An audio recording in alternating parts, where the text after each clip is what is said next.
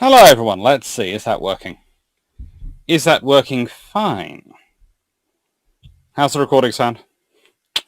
Hello everyone, sorry I had a few seconds there of fun. I had cables all mixed up and causing fun. The wrong cable's going to the wrong place and it was all going weird. Sound and visual, yes, hello. Right then, let's see. Hello, Carl von Gasberg. Hello. You're the first today. Benjamin Donaldson. Hello. 0230. Woke up for no reason, but realised I woke up at ceremonious time. 20 minutes in time for a cuppa. That is good.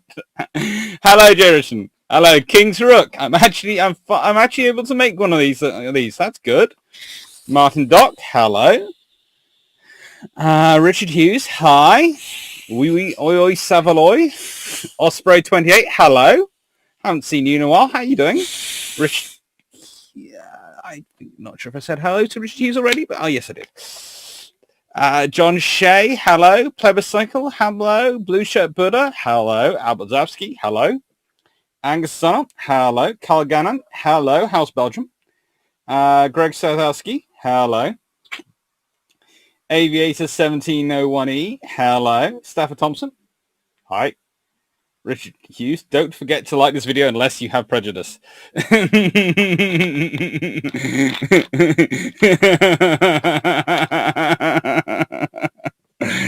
Yeah, well, I'm fairly sure if John Walkley's online, he's going to definitely have disliked it before he's even seen it.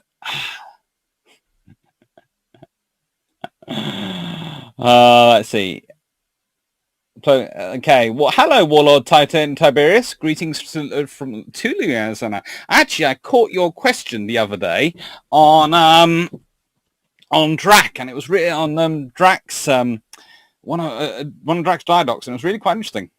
Good question. Hello, Kilo 19. Hello, Silly Manicus. Hello, everyone. Right then. Hi, John South. Hi, Bug Guy 8829. Paul Ketchum. New IKB 4472. Hello, Stephanie. Glad all is working fine. And Jennifer. Hello, Jay. Hello. Oh, Angus Son. The Armchair Historian did an animated video about the Battle of Crete. And the whole time I could hear Dr. Clark screaming, "Plow the runways." Well, it would have been the easiest freaking solution. All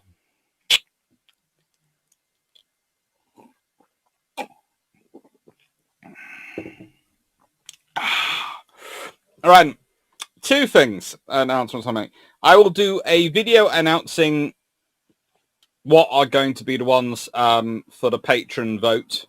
Which of the many suggestions are going to be for the patron vote tonight. So after I've finished recording Marches for random books, I will... No, that's March next year. So for all those who are worried that the moment term starts, I'm going to stop doing this and I'm going to drop you all, that's not going to happen in any way, shape or form. It's never going to happen. But I've actually am adding in, as of not this week coming, but the week after that, my research week, there is going to be a launch of the 4 Random Book series, which is where I look at 4 books in 15 minutes. Well, we aim for 15 minutes. This is me. Not all of them are 15 minutes long. In fact, some of them are positively 20 minutes long. But the aim is to look at 4 books in 15 minutes. And the idea is every Wednesday, one of these will come out. And I have already recorded them all the way up through to March next year.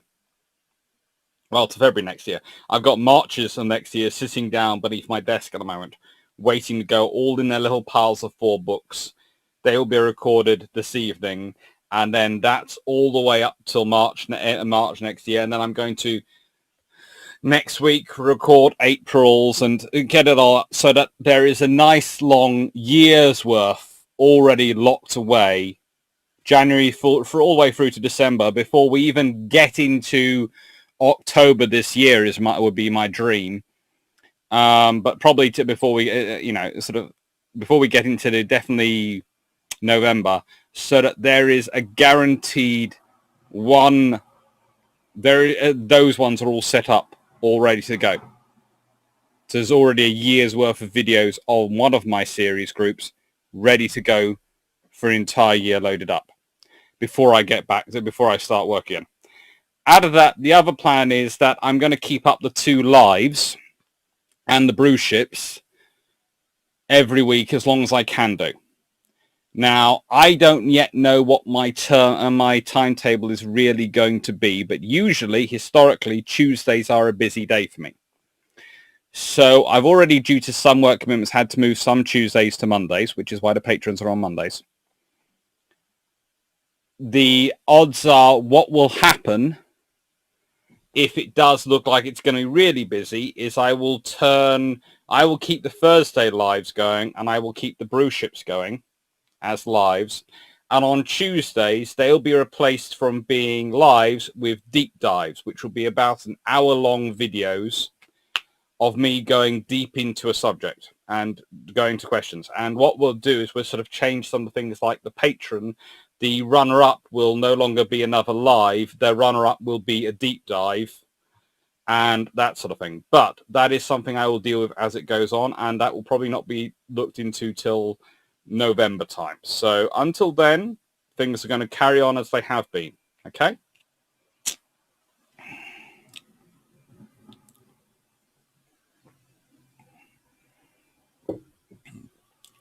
Well, Titan Tiberius, was it a Halsey question? And thank you, sir. Yes, it was. And what was really also good about that question, Titan Tiberius, although you don't notice, is we just finished recording that day earlier when I was listening to it with Andrew Lambert talking about admirals. And Halsey had come up in it a couple of times, and so had Somerville.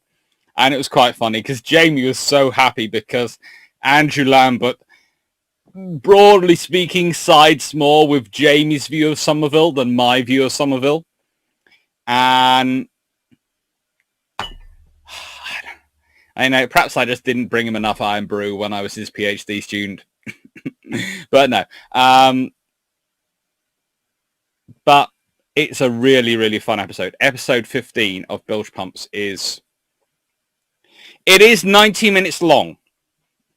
I will say this, episode 15 is back to our old tricks of 90 minutes, but you will see when you are listening to it why I couldn't cut it. I couldn't find a spot to cut it anywhere in it. It is Professor Andrew Lambert, and to quote Drac, when Andrew left, there is not often that you get almost a 90-minute personal lecture from one of the greatest minds of his generation, of our generation, to work with. And that was it. We were sitting there going, oh my. And Jamie, who has 2 books, who had only 2 books of my Professor Lambert, has now ordered all the rest of Prof. Lambert's books because he was so impressed with him.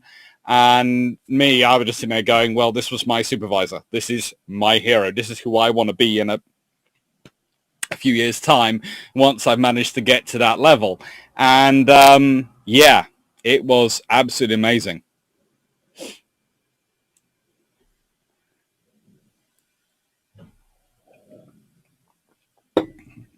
King's Rook, Grace Southie.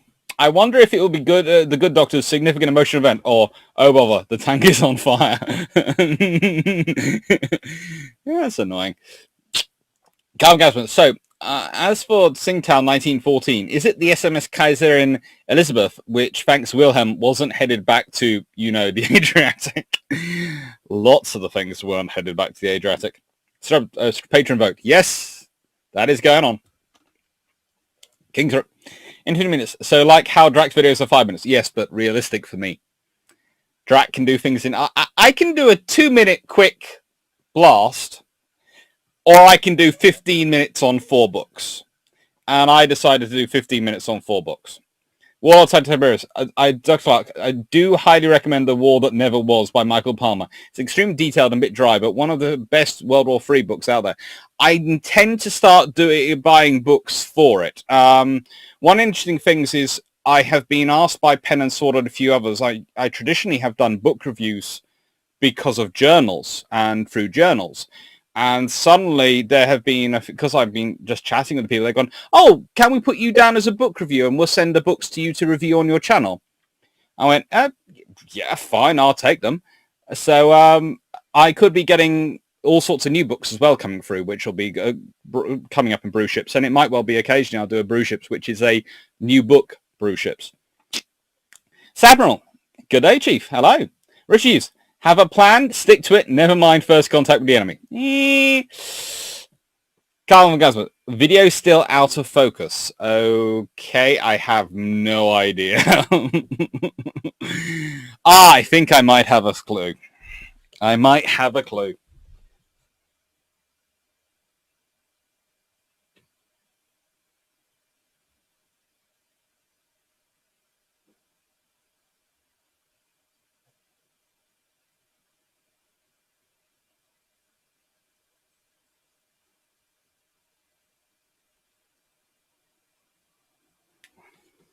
Red.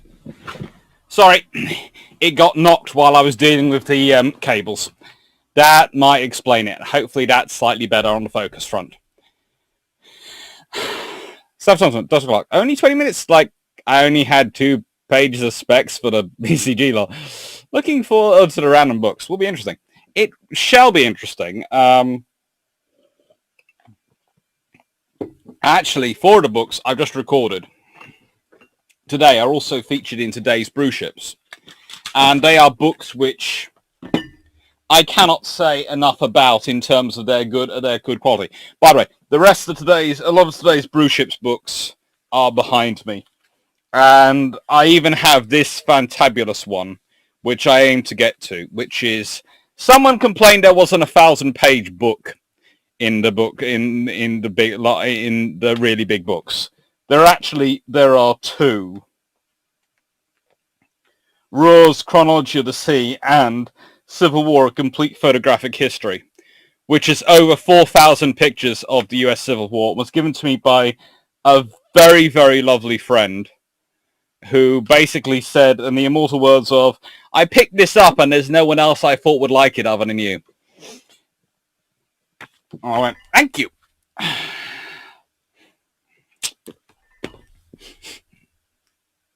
Hello, Adam Crow. Right then.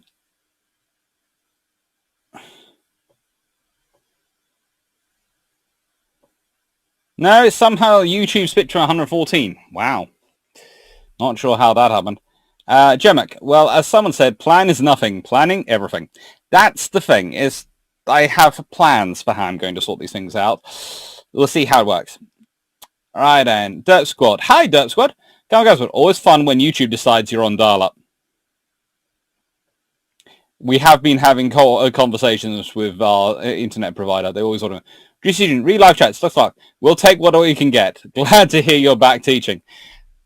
The contracts are all being sort of sent through. Let's see what I actually get. That's the joy of being a contract lecturer, especially at the moment. You're not quite sure what you're going to get or how much you're going to get. Though I do have a bit of a sneaking advantage over some of my colleagues in that I'm quite experienced at asynchronous teaching.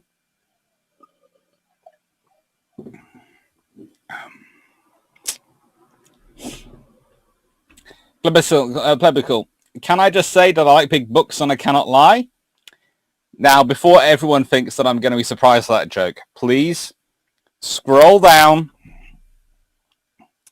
the description of this video and you will notice what is 00:00.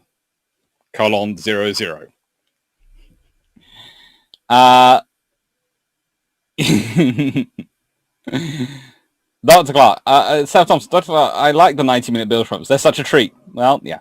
You've got a lot coming your way of those.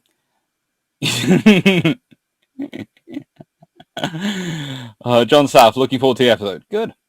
This is who I'll be when I grow up. That's basically my plan when I'm talking to Prof. Lambert. So, Rapidoso, so what's your celebratory feast when Lambert starts referencing you? If that ever happens, I will be going to probably Jimmy Spice's, which is an all-you-can-eat restaurant that does everything, and I mean everything, and attempting to eat my weight in Chinese food and waffles, and probably ice cream and cake. Benjamin Donaldson, does Dr. Lambert have any lectures online? Not at the moment. We're working on that one for Lawton Unit. Hi, Shormac. Are these books big enough to use as body armor? Yes.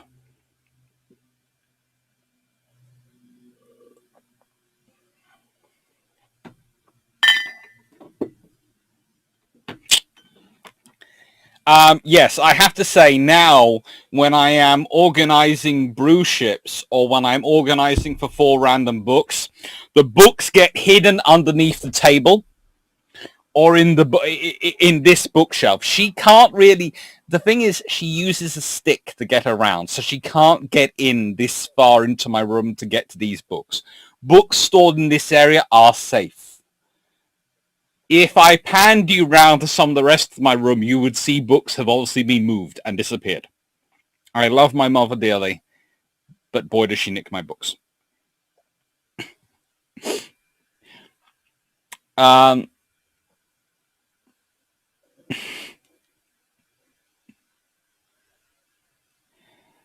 Donovan, check YouTube. There are several, in particular Lambert's lecture on Jutland is special. There are a few on Jutland, but the thing is that what hasn't been done is some of his Lawton lectures haven't been uploaded, and we would like to get some of those. There are a couple, actually. There are.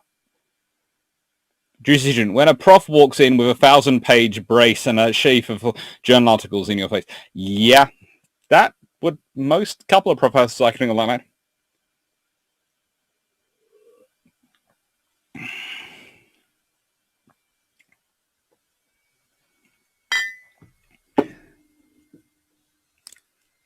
Dr. Clark, is TOG 2 a baby Queen Elizabeth class?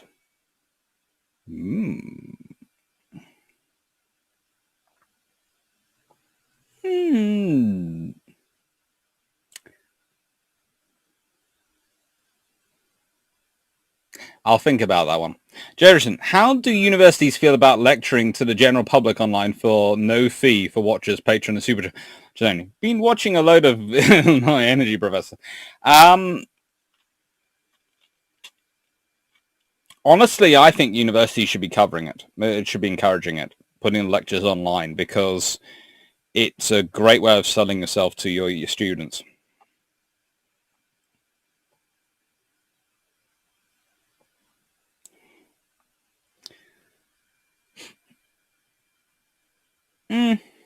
TOG 2 a baby Queen Elizabeth class. Yeah, it's to an extent. World Titan Tiberius. First, just say Tiberius. It's much easier for you. Okay, happy to. I do some advice. Secondly, would the 4 class be stupid with dual islands and some 40-57 millimeters for added defensive fires? They wouldn't really need the dual islands because they've got a really, really big single island, and they don't need the funnel stacks for getting rid of exhaust gases like the Queen Elizabeth class. That's one of the reasons they have the dual island system. So honestly, they wouldn't need the dual island system. But 40 millimeters or 57 millimeter guns for added defensive fires, those I could get behind quite easily because I'd quite like them for the Queen Elizabeth class. In my ideal world, they would have some. They would have some of those. As for the Italian LHD, which has a double island structure, which I'm presuming is what TOG 2 is referencing, yes and no. It's interesting enough that they've got a very similar flight deck layout because they pretty much had a very similar senior architect, the consulting naval architect, many years ago when they were working out how they were going to deal with the flight deck. And I know that he basically went, well, I've got the same problem and I can come up with the same solution, which will make everything a lot easier. And that's how it started out, the Twin Island structure.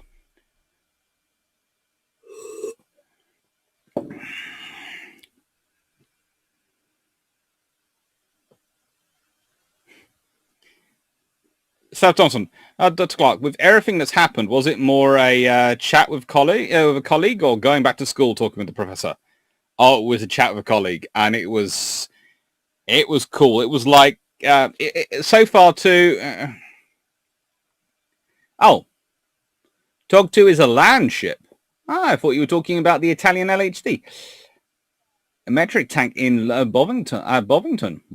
Well, I will have to look up Tog 2.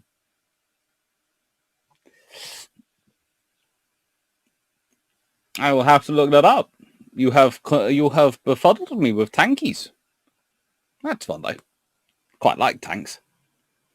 Shumak, going to have to go back to school soon. Might have some of the weekday lives because I have to attend class at the time.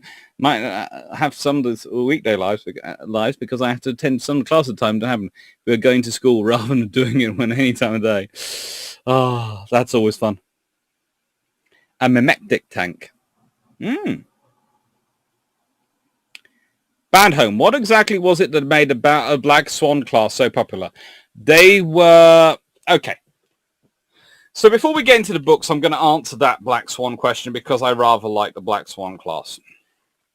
I have their picture in there, their book in there. The Black Swan class are very popular because they are the final evolution of really the Sloop Genesis program. So you can start the Sloop program, you can date it back to really 1910, 1911, the Sloop program as goes through. And it evolves through peacetime, pre-World War One, World War One, post-World War One, interwar years. Every single class is an evolution of the previous one. You can see how they build up. And I've got a great book up here, which I use quite a lot when I'm talking about sloops, which is 1926 to 1946. And really, this is from 1926, the design sort of stabilizes. And so the Black Swan, to an extent, the Black Swan sloops are like the Swordfish.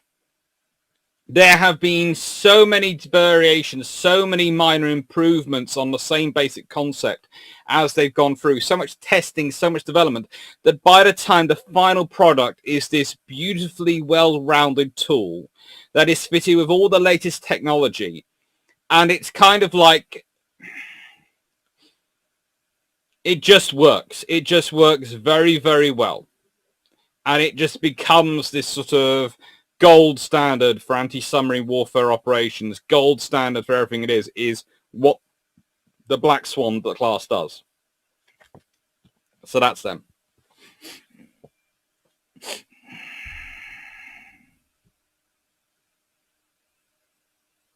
Second one was heavily featured in opening of Mighty Jingle's War of Tanks videos. Ooh.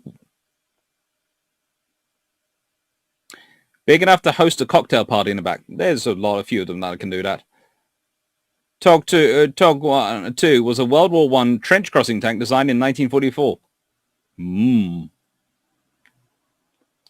I presume you're talking about a very, very large vehicle which was designed as one of the Allied counterparts to the ginormous planned German vehicles.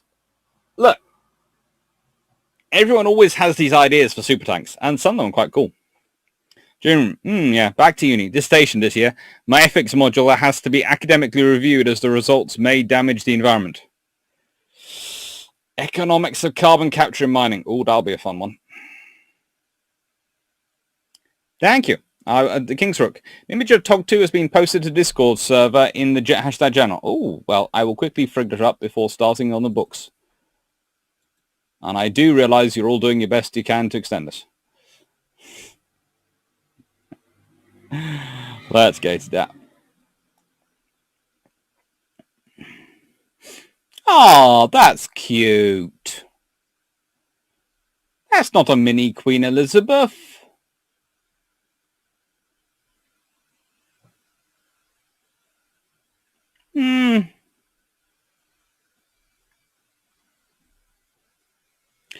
If anything, that is more a mini Roberts monitor. That is a monitor taken to land. That is what she is. She's a monitor. A land monitor, I'd go, rather than a land battleship. Very cute, though. I wonder if they'd allow me to take her home. I could keep her in the garden. She'd be quite cute. I'd probably want to give her a proper shed to look after her in the garden, but she'd be quite nice. Anyway, back to the things I'm supposed to be talking about. Right.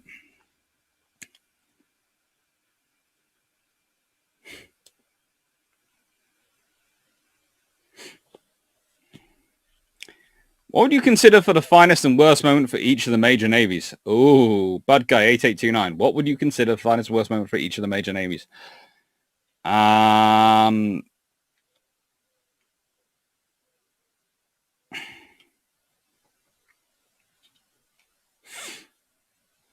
Well, finest moment for the Royal Navy is not Trafalgar. I would say the finest moment for the Royal Navy, my argument would strongly be Matapan. I think that's the finest moment. That or possibly the Battle of Cape St. Vincent. Trafalgar is a great and glorious moment, but it's far more the finest moment for Nelson than it is the Royal Navy. Because so much of him is involved in it and so much of him is raptured into it, that it's not so much a naval effort as a Nelson effort. Worst moment for the Royal Navy? Oh, that's got to be when the Anglo-Dutch Wars, when the Dutch nicked the fleet. It's got to be. There's no more, and there's no point more depressing than that.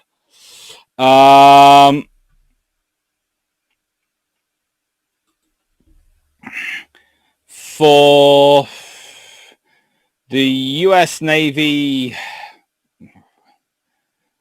it's so terribly generic, but it's true. The Nadir has got to be Pearl Harbor.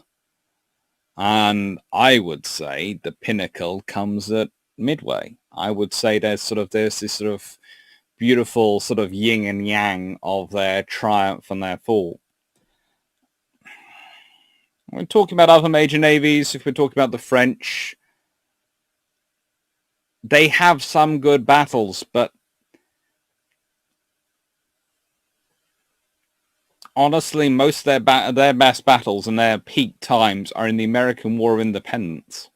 That's when they achieved the most.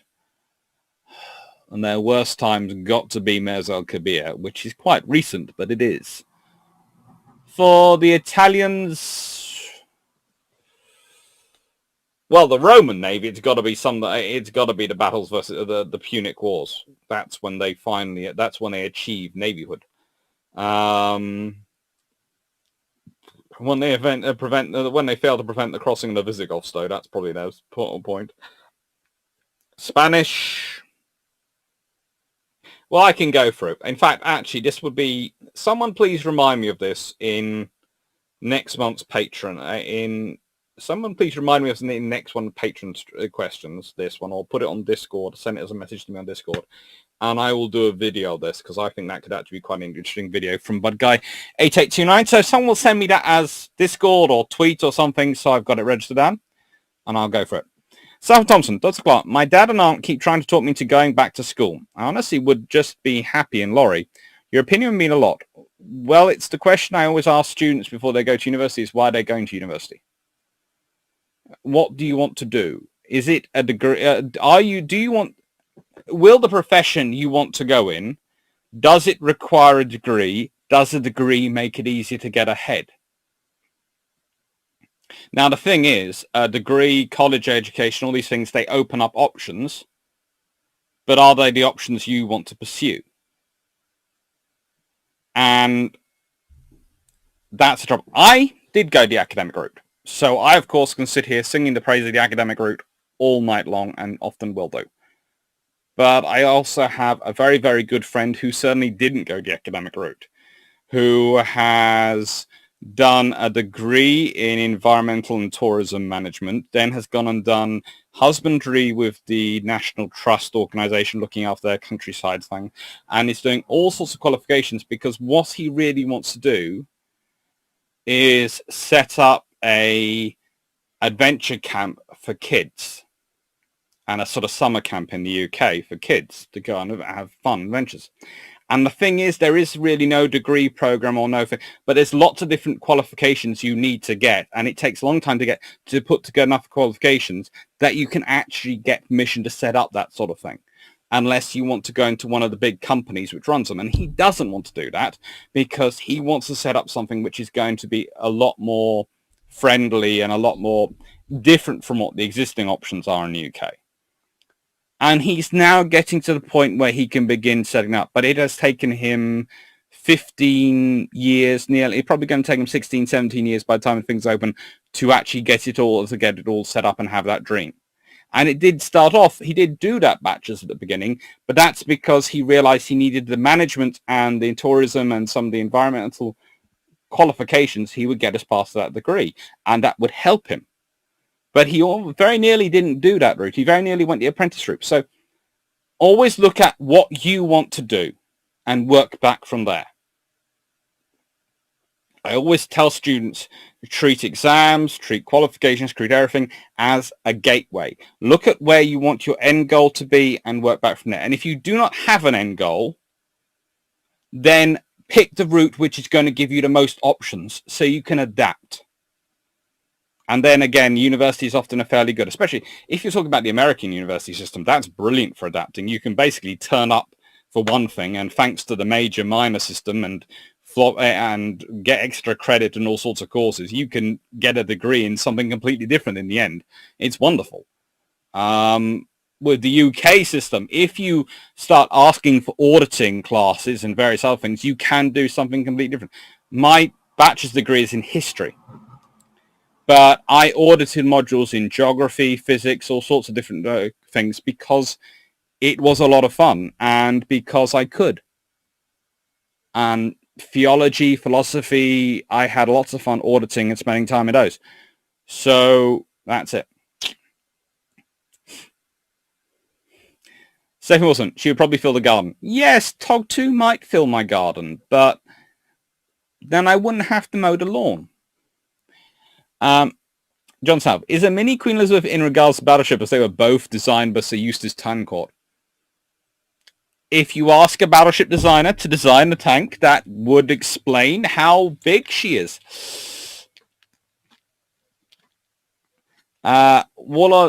Tiberius.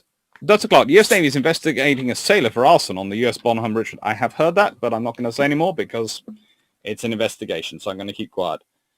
Jurgen, Richie, I've had death threats from environmentalists. Quite frankly, our organization sets quite a high standard on sustainability. We're currently funding the planting of 10,000 trees a month. Oh, cool.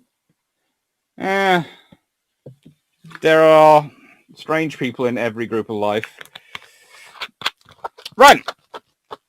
Lepanto as the Spanish finest sound? Golden Eagle? Possibly. Aviator 78, Savro Islands, contender for worst videos. This is what I mean. I think it's a video. I think it's something I need to do as a video on its own.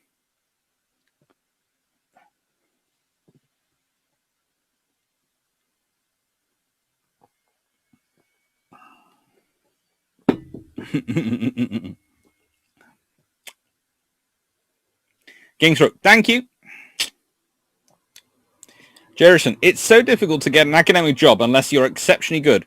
I didn't want to go to university until I started working for my in-laws in mining and engineering, and I don't have to pay. I do agree on getting an academic post. It is quite not difficult. Dr. Clark, thank you very much. Have a good bit to think about. We'll keep you updated on Discord. Just want to ask, as in person as possible. That's fine. I'm happy to answer. So let's go to the first book. Squadrons of the Fleet Air Arm by Ray Sturviant. And we're quite a bit in. I think I'm going to sort of put it on the thing quickly now while I remember. Let's see. We're at 36 minutes in.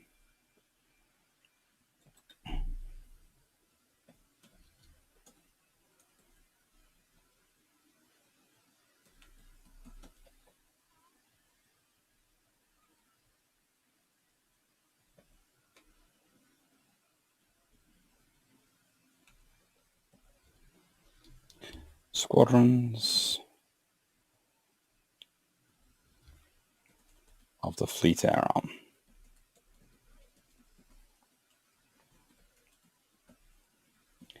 By Ray Sturviant. Now, this is one of those books I actually bought a while back, before I knew the joy that is Patreon and YouTube funding. Because, so it really wasn't fun for my bank balance, but it was worth it because it is gorgeous. And it is full of beautiful pictures. It is every single squadron that ever was in the Fleet Air Arm.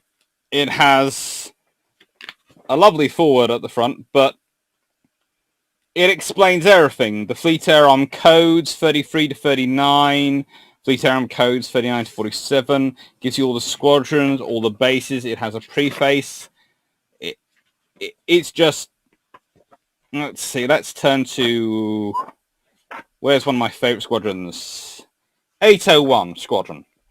Number 801 Squadron was formed from number 401 flight at Neverhaven on 3rd of April 1933 as a fleet fighter squadron with 3 flycatchers and 6 Nimrods, and embarked with these in HMS Furious for service in home waters and Mediterranean fleet.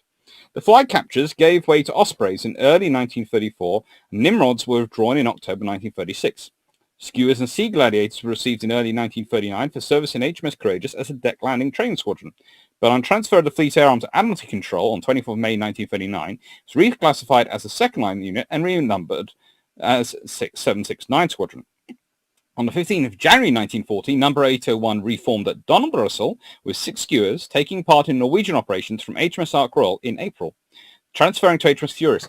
And it just goes on and on. It's like this. It's got pictures of all the things, all the aircraft. It's got all the aircraft numbers, all their markings. It is, if you're into modeling aircraft, if you just want to know the histories of squadrons, if you are the type of person who is looking up a relative who served in the Fleet Air Arm and you want to know where their squadron was, what they were doing, and when they were, this book will tell you everything, because for every single squadron it has lists like this. I'm not sure if you can see it. And they are literally, on this date, they are with this carrier. On this date, they're in this airbase. On this date, they're here. On this date, they're doing this. On this date, on this date. And it goes the whole way through. It is gorgeous. It is absolutely amazing. They also tells you what aircraft they're flying and when they're flying them, who their commanding officers are, who notable pilots in the squadron are. This book is pretty much, let's put it this way, I can go hunting in the National Archives for weeks and I may find this information, I may not. I can go to this book and certainly find it. And there is a reason for this.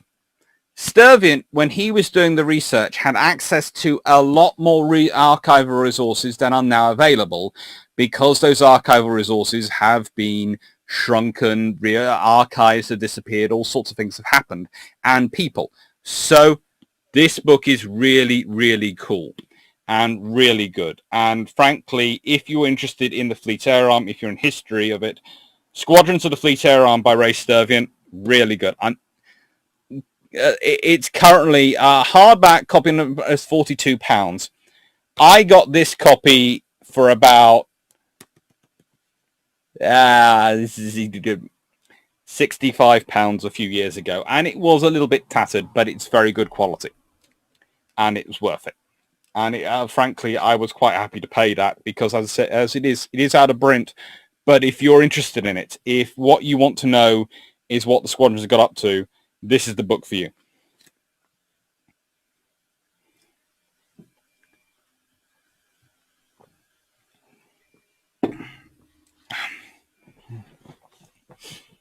John South, Scotland has a major minor system uni. I started off doing physics and then did archaeology. Ah, cool.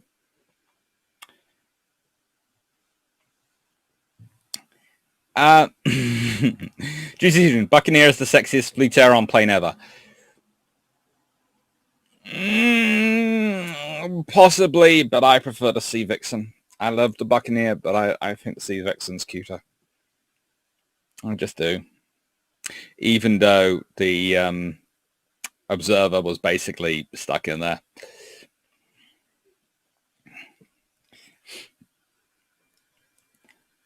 Plebiscite, one hardback copy on Amazon at the moment, £42. Payback is £176.25.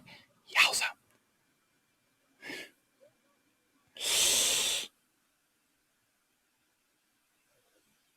It's an out-of-print book. It is a gorgeous one. It was published in 1994. And yeah, I have to say this is a book to read. If you are interested, it is beautiful, but I am going to cause you more pain very shortly if you're looking for out-of-print books on aircraft design. Because, well, the next one is even nicer.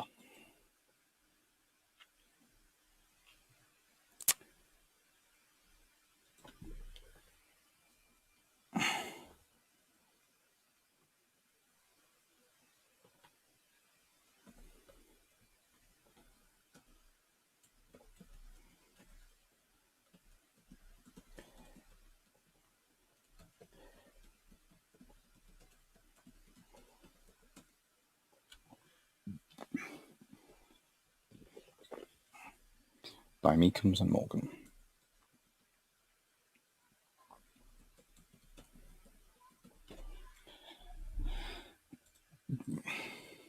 Now, this book, I'm going to say now, it will cost quite a lot of your money, because I know many of you love engineering, many of you love aircraft design as much as I do, and I love ship designs, but aircraft is also glorious.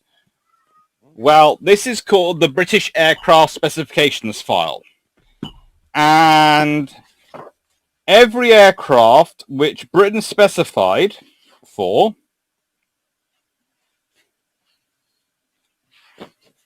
pretty much ever is in here.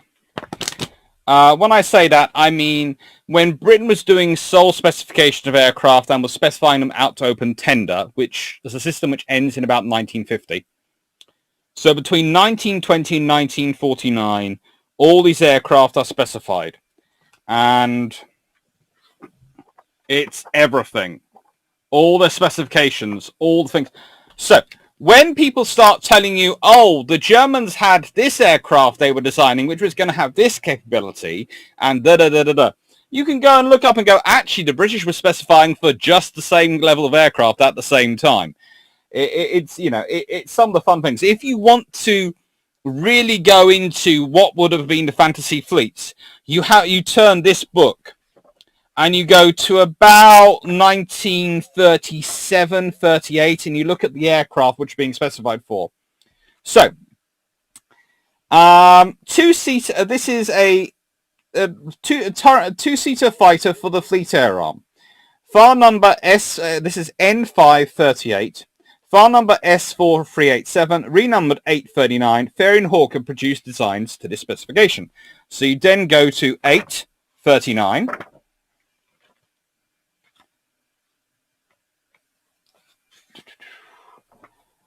The requirements. The Admiralty require an aircraft for operation from carriers as a ship plane. It is required for air fighting, navigating over the sea, and maintaining the wireless transmission communication. It is to be designed as a fighter with a wheel undercarriage, and is to be equipped for accelerator and assistance takeoff, and for resting. Facilities for conversion to float plane are not required. The quick folding and spreading of both wings together and independently is to be possible while on the deck of a carrier in wind speeds up to 35 knots. The all-up weight should, if possible, not exceed 9,000 pounds, and in no circumstances is it to exceed 10,500 pounds. Performance. The maximum speed is to be as high as possible for an operational height of 15,000 feet.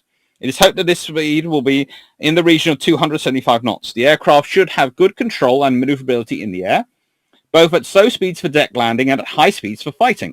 The stalling speed with engine off and in the landing condition is not to exceed 58 knots with full military load. The takeoff from the deck of a carrier is to be possible in a distance of 300 feet against a 20-knot wind with full military load. An endurance of 6 hours at not less than 120 knots at 15,000 feet plus 15 minutes at sea level is required.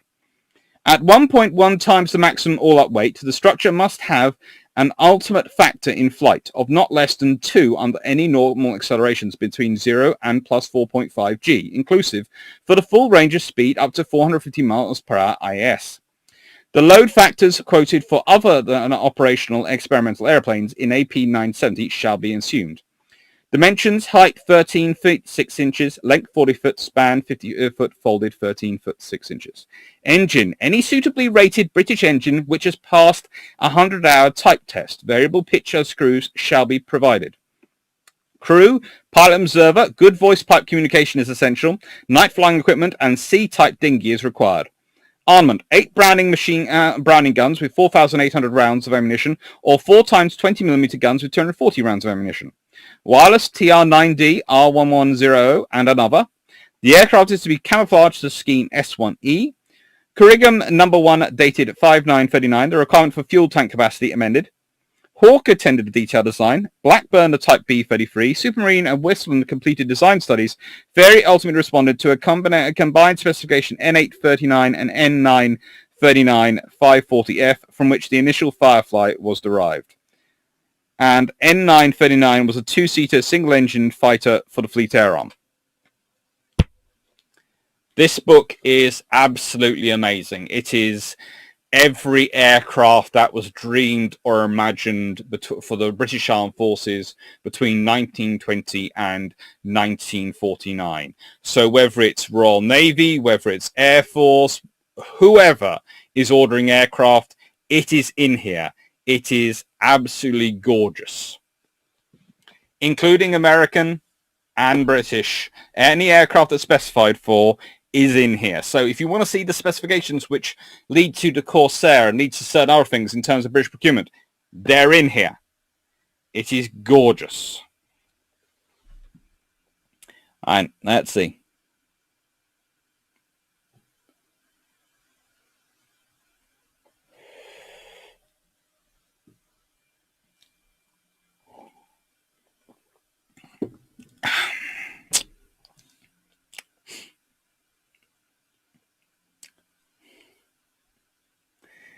The purpose of it, it's published in 1984, by the way.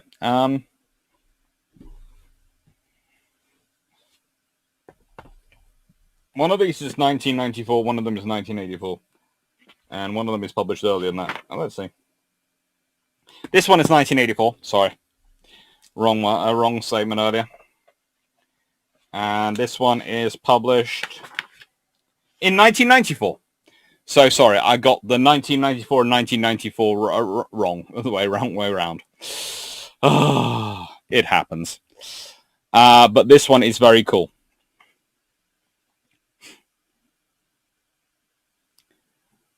John South, we all know the sexiest plane is a Blackburn. John South, you are lucky. I am not banning you for saying such things. That is going to cause... People are going to look up the Blackburn now, and they're going to be traumatized. They're going to be having PTSD because of that. It's just... No. Oh.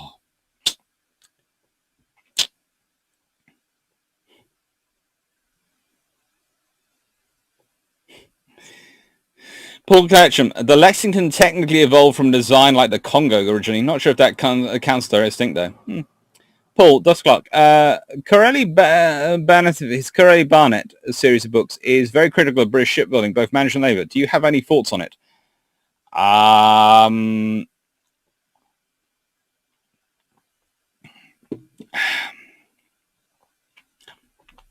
People can always come up with a perfect system. Human beings are imperfect creatures. They tend to not perform well in perfect systems.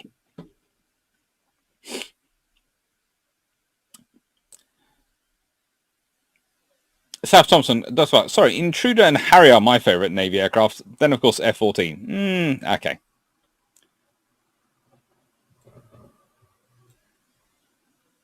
Dusklock, no mention of Sea Fury or Seafire? Sea Fury is definitely high up there, but no. Sea Vixen has always been special for me.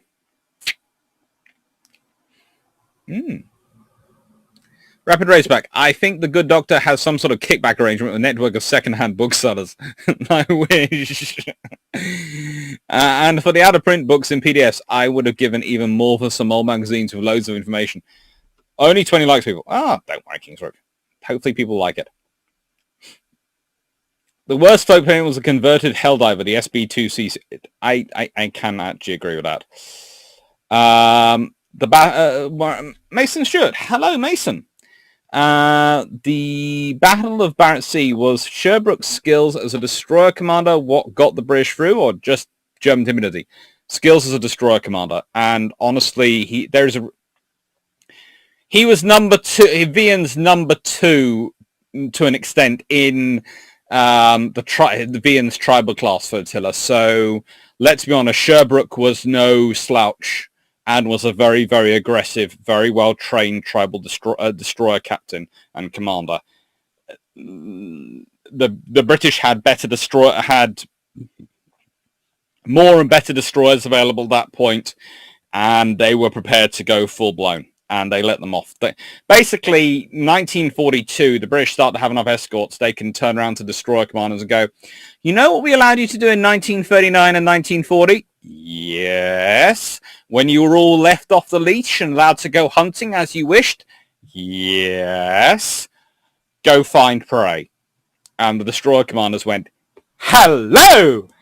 Hello? Hello? Italians, Germans, hello, gentlemen! We're here for your afternoon or evening destroyer session. How are you feeling today? Do you want some 4.7 inch, some 4.5 inch, or our special range 24-inch deluxe torpedoes? Just tell us which you'd like and we'll deliver. We're so kind like that. Or we have 21-inch, or, we have all sorts of fun things we want to play with you. Come on, come to us. And the Germans and Italians are going, you lot freak us out. We're going over there. You just do. You just freak us out, okay? There are other normal British... Send us your cruiser squadrons. We'll deal the cruisers. We'll fight the battleships. Quite happy. You destroyer commanders are nuts. You're insane. Just keep away from us.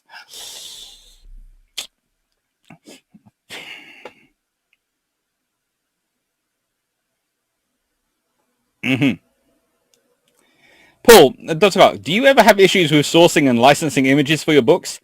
I had huge issues for my book on tribal battles and darings, and that was caused a lot of fun.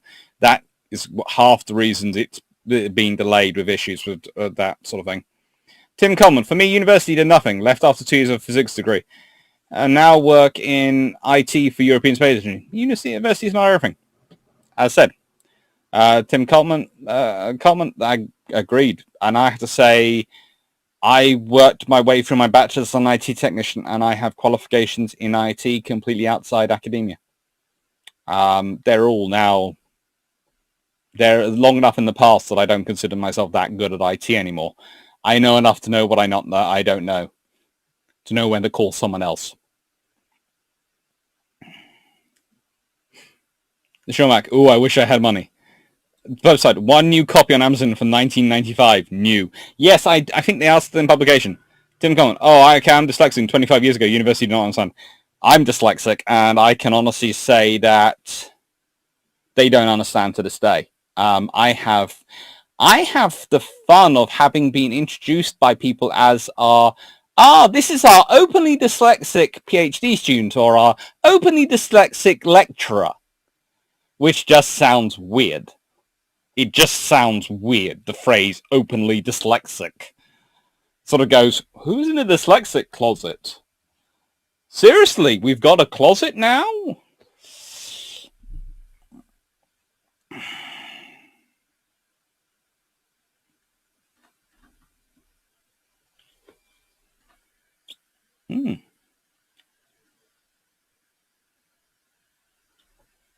Let's see, there's a thing going on with Jay Richardson and Stafford Thompson over in chat. Jay Richardson, that's a Gloucester Whittle. My mate's grandfather, who worked at de Havilland, was thrown in lunatic on by M5 when he said he saw a plane without a propeller to a newspaper. Didn't get out to 1946. That seems a little bit cruel. That does seem a little cruel. I agree with Stafford Thompson that sounds a bit weird. They shouldn't have done that one. William Cox, for many, university is the winnowing field where hirers can see which folks can take instruction and which can go their own way. Yeah.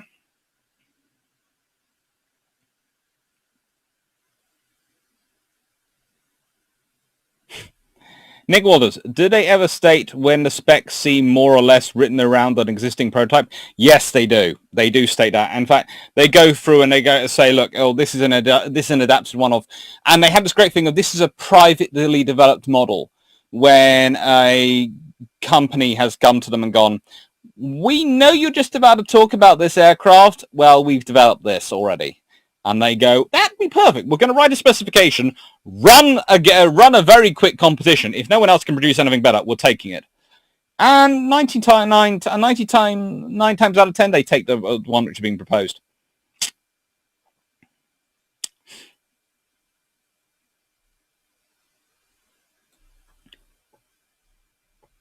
Angerson, I looked up that so-called aircraft once. Took a week to properly bleach my retinas. Kingsbury looks up Blackburn, looks. Oh.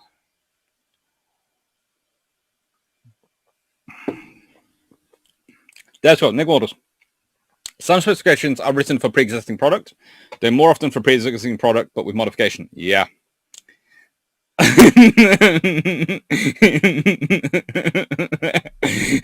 did warn you all not to look up the Blackburn. I can't do any more.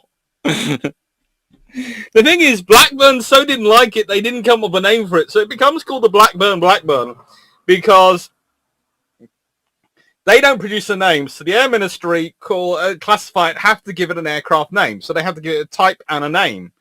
And they go, well, okay, so it has to be Blackburn. And this is produced by Blackburn, and they've not given us a name, so we're going to call it the Blackburn.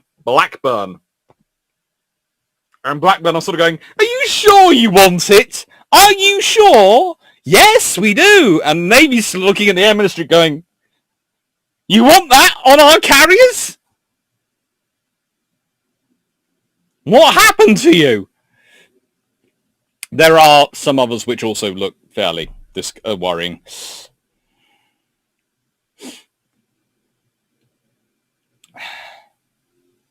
That's what I...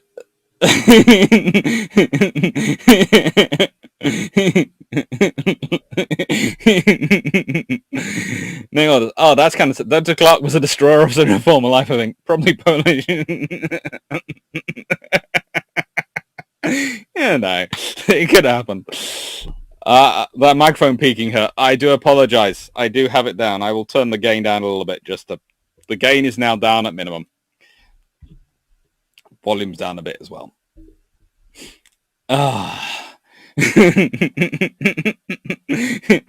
Dirt Squad, destroyers, where you put the commanders who would get something far too expensive sunk? More than likely.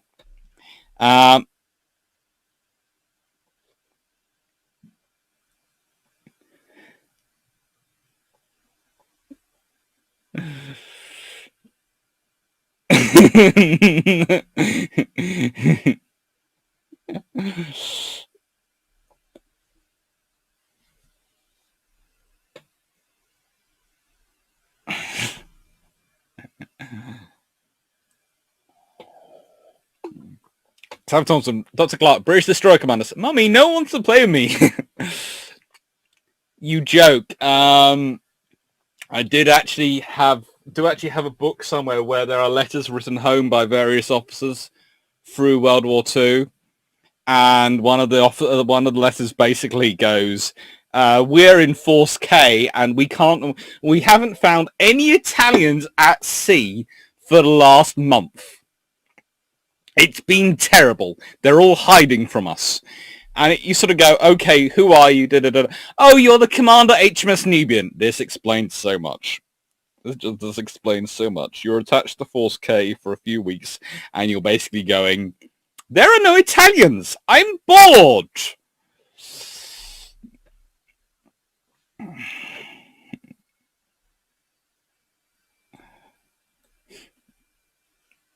Okay. Jennifer, that's fine. Denny promoted our destroyer captains to admiral and gave them fleets to go mad with. Yeah, that pretty much worked.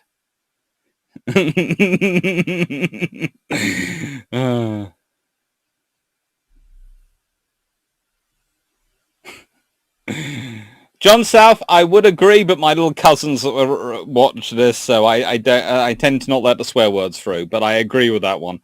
I do tell my students when I'm talking to them about spellings, just don't ask me about spellings. I do my best, but please don't ask me. Rapid Razorback, having written a 200-page book, I understand the work and effort it takes, but does anyone find a historical book under 300 pages vaguely dissatisfying? Not bad, just too short. Sometimes the books are padded with pictures, and then it can be a bit annoying. But if it's good pictures, it doesn't matter.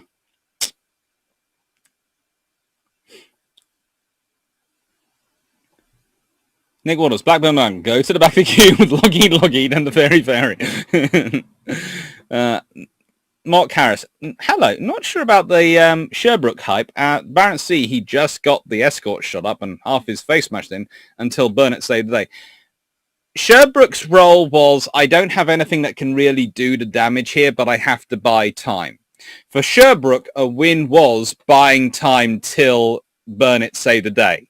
You have to remember it's in the context of PQ-17.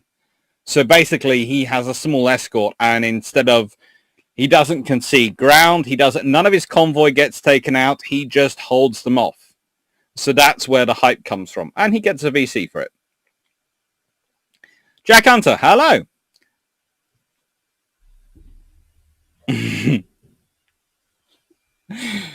Plebiscite, Doctor, your book is currently on Amazon for £23.09 pre-order price, guaranteed, delivering March 2021. Is that a good deal for you as the author? I have no idea. It's my first book. I'm just happy to get it out there. I've already got people telling me I should have an agent sorting these things out, and I'm going, it's my first book. Have you tried to get an agent before a first book's already been out? Yes. Tim Coleman, Dr. For info, talked to you about the Builder Plan books a while back, and John Roberts' author, Destroyer Cossack, has just been released, and it's so pretty. It is so pretty, and it is so pretty. I've actually got it. I have got it, and I have already done some stuff with it, I think. I've mentioned it in a Bru Ships or something. But, yeah. It's not technically on today's list, but... Destroyer Cossack. It is pretty. It has arrived. And it is gorgeous. And it's got this in it. Okay. Watch. Oh, it's still got the new book smell. Oh, God, that's good. Oh, that is good stuff. And the thing is, when you turn these around, you've also got these lovely pictures on them. Haida.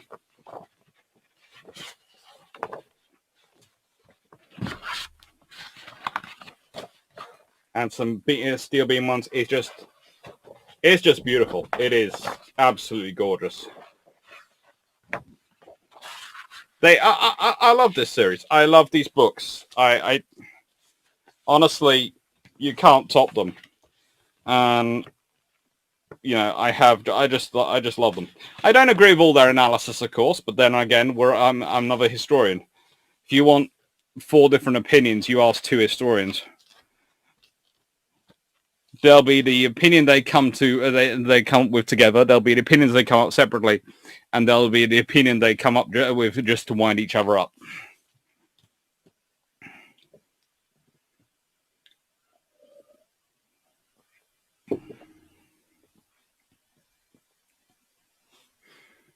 Mm-hmm.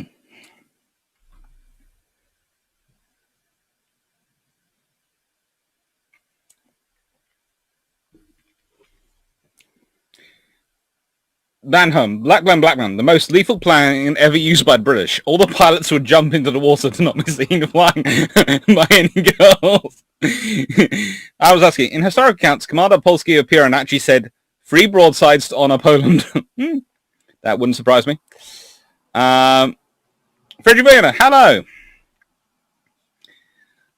King's Rook. So there's nothing secret about Warspite being an overgrown destroyer. She is still an extremely expensive one.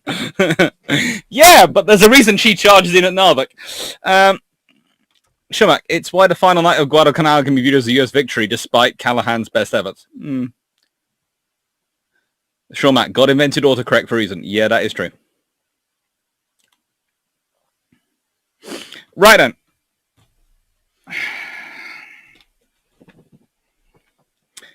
Ooh, let's see. Questions quickly. Susana, was HMS Cossack rescued after she rammed the blocking ship? Yes, she was. She remained in service. She was sunk later in the war. She rammed, sat on top of the blocking ship, was pulled off by, I think, another of the tribals, and yeah, carried on fighting after a "Here's Cossack" routine. Everyone else going, yeah, they'll never come through the block ships. They'll just blast from the other side of them. They'll just blast from the other side of them. Hello, my guns are now closer to you. Bang, bang, bang.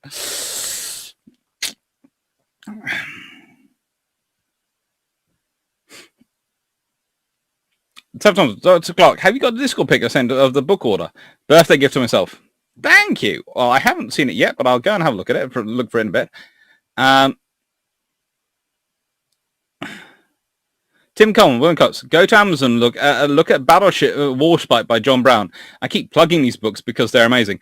That is a very, very good book by him, but there's also, Ian Ballantyne has done a series. I don't think you know if he's got to Warspite yet. I think he possibly has. But he does all these sort of profiles of these ships, and he basically treats them as his, he does book, or what I call ship autobiographies, ship biographies, and he does them beautifully. Dear Casso 01, hello. Alan Hansen identified a need for a 2,000 horsepower engine for the fleet aircraft. If the types had been more expediently produced, what would the impact have been on the aircraft produced for the Royal Navy? If they had, let's say, the engines are ordered in 1939 in one of the last acts of Admiral Henderson, and they come into service, well, let's put it this way. If war hadn't happened when it happened, let's say war had held off till 1941-ish time, you would probably have found 2,000 horsepower aircraft in service with the Royal Navy at that time, and with the Royal Air Force, because I have a feeling the Royal Air Force the Air Ministry would not have let the Royal Navy have fighters with that much horsepower when they had nothing. So it would have been about the same time as the Americans get them. But it's wartime effects on these things. Nick Waters, whereas if you turn a blueprint of Blackburn around, sadly, they went and did the same on the other side. Yeah. Gone Eagle, why use non-British Empire tribes' names to name tribals? The wind-up people. Plus, Cossack is a traditional name in the Royal Navy, kind of like Tartar is, Nubian. These are names which have been around a long time and used by the Royal Navy. The Castle thought, how about a tribal class Bru Ships t-shirt? Ooh, that sounds good. Actually, me and Drac have been discussing some ideas for t-shirts at some point.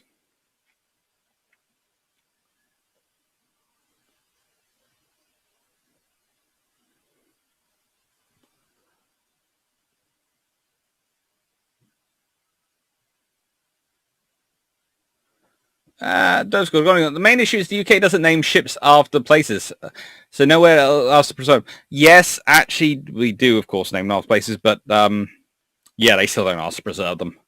They don't want the cost. No one wants the cost. That's the trouble. Britain's always thinking about the cost of doing it. Not they know the value, the price of everything, the value of nothing. Sometimes it strings mind. Right then, so. Let's do another book, and this one's a very, very cool book, but it's really is for the massive aviation nerds amongst you. So, yeah.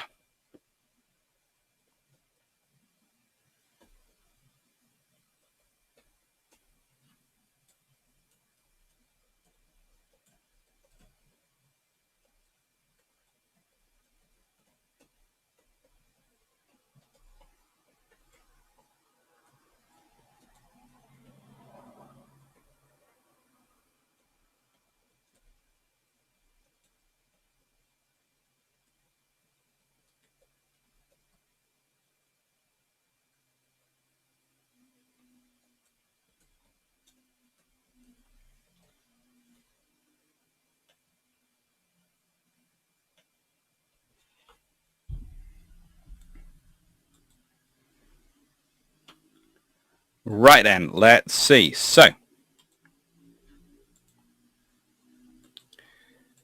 it's this one.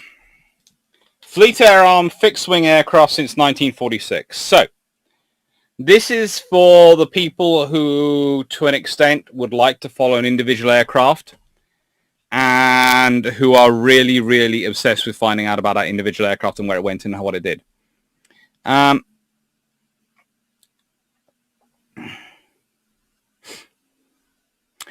Now, the Germans did. Oh, the block ship. Oh, no. Just got. Oh, yeah. Right. Plebiscite. Sorry, Dusk Clock. Sorry, missed who you said was doing ship autobiographies. Ian Ballantyne. He's also the editor of Warships International Fleet Review, the magazine.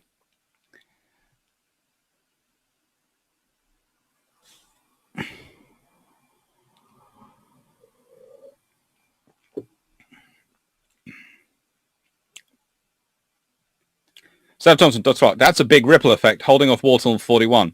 Just the change in ships would be a good deal, let alone armoured or airborne regiments. It would be massive. And interesting enough, considering the way the British were developing, it probably the British would be even more advanced compared to the Germans, because the Germans had started had taken off the development tree to start the construction earlier than the British had.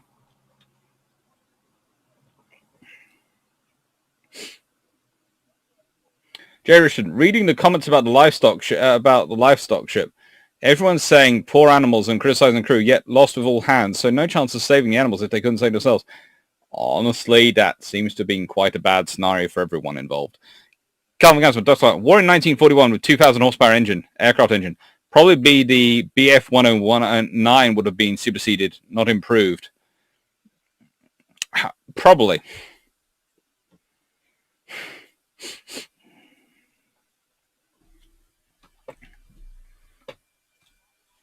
So, this is the Fleet Air Arm aircraft. What is in this book? Well, this book is... Okay, let's say you find a picture of an aircraft from 1946 onwards. And you know what type of aircraft it is. It's a Sea Vixen. But you want to work out where that picture was taken. So this book has everything in it. So if I'm tracking down XJ576, I can find its FF at Christchurch to Hatfield, first flight, takes place on the 1st, on the 7th, 1960. It then goes to Royal Naval Air Station, Belfast. Then it goes to Yeovilton. It goes all the place. And I can find its various pilots at certain stage all the way through its life. It is one of those books where if you really like very cool pictures, but more importantly are prepared to pay through the nose to be able to track down individual aircraft because you are that level of interested in naval aviation, this is the book for you. It is fantastic for that. But it's not my favorite book of this set.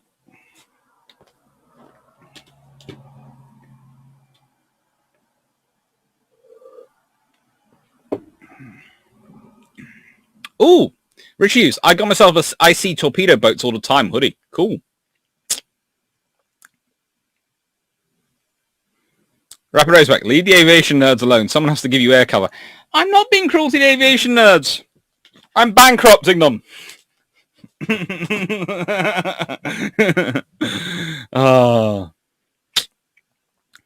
Jermak, they took advantage of power vacuum between Poland, Russia, and Crimea Ottomans. Benjamin Donaldson, military aviation history is a good channel for aircraft. Stands out for me because the presenter's nickname is Bismarck. Very, very. What would the cost to just leave her for a museum ship? If you were talking about Warspite, a lot.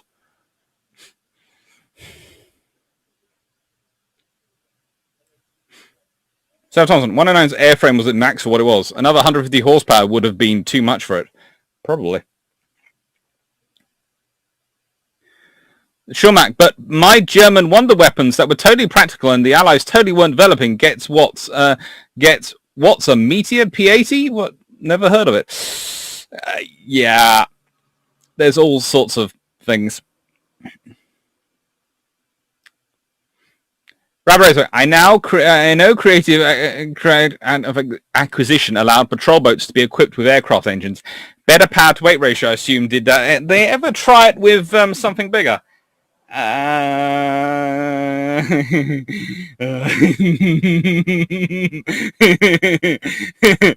Well, you know, I occasionally talk about the flare class and the modifications that happen to the sloops and the corvettes. Well, there are all sorts of things which end up inside those vessels. Okay? All sorts of ideas get tried as boosters. All sorts of weird stuff. There are stories. We are not sure. But anyway, this book is my favorite of this collection. Fleet Air Arm, Aircraft, Units and Ships, 1920 to 1929. So 1939. So basically, this is the interwar period. If you want to know anything about what the Fleet Air Arm is doing, what the aircraft are doing, what the aircraft carriers of the Royal Navy are up to, what's really going on in those 29 years, it's this book. It's amazing. Now, I'm going to quickly add it into the thing. As you can see here, the fluffy research assistant is saying hello to someone. He does like to.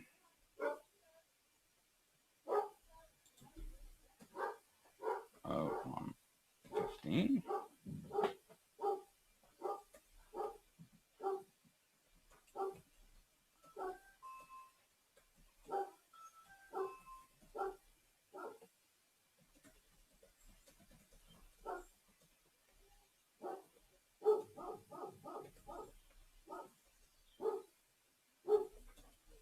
Ray Sturviant with Dick Cronin.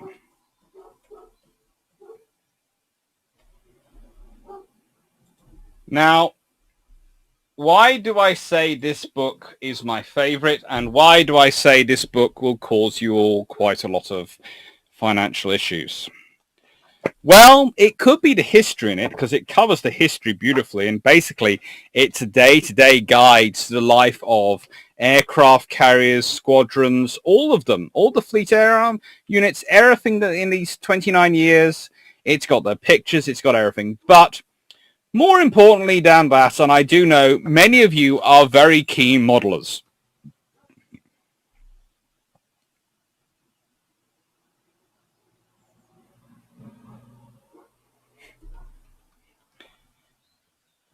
It has this. For every single aircraft that serves in those 29 years, broadly speaking, you can get the colours and the paint scheme. Everything for them. The badges, what they had on them. So if you want to, let's say, pick out HMS Warsprite's Swordfish and paint her correctly, this book has that in there. This book has all the ferry flycatchers, all the sharks, all the various different types of gorgeous aircraft. You interested in HMS Ajax's Fairy Sea Fox? Well, here she is, looking rather resplendent. Or all the other Supermarine Walruses, Gloucester Sea Gladiators, Skewers, all of them are there. This book is beautiful. And it has all the history in it, all the markings. And the reasons behind the markings. So it explains why they might have squares, why they have diamonds, what the reason is for it. So if you want to start being the person who can tell people, they post a picture and go, I don't know what this aircraft is. You can go, well, I can not only tell you what the aircraft is, I can translate it by its markings. This book has it all in there.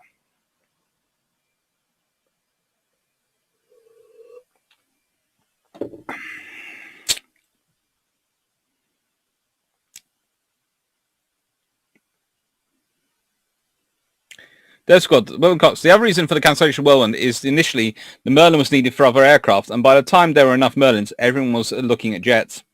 Yeah, pretty much. Very, very. What breed is the fluffy research assistant?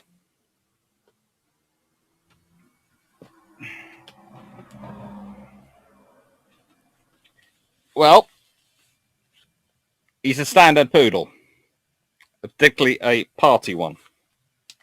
And yes, I do have a hat with him on.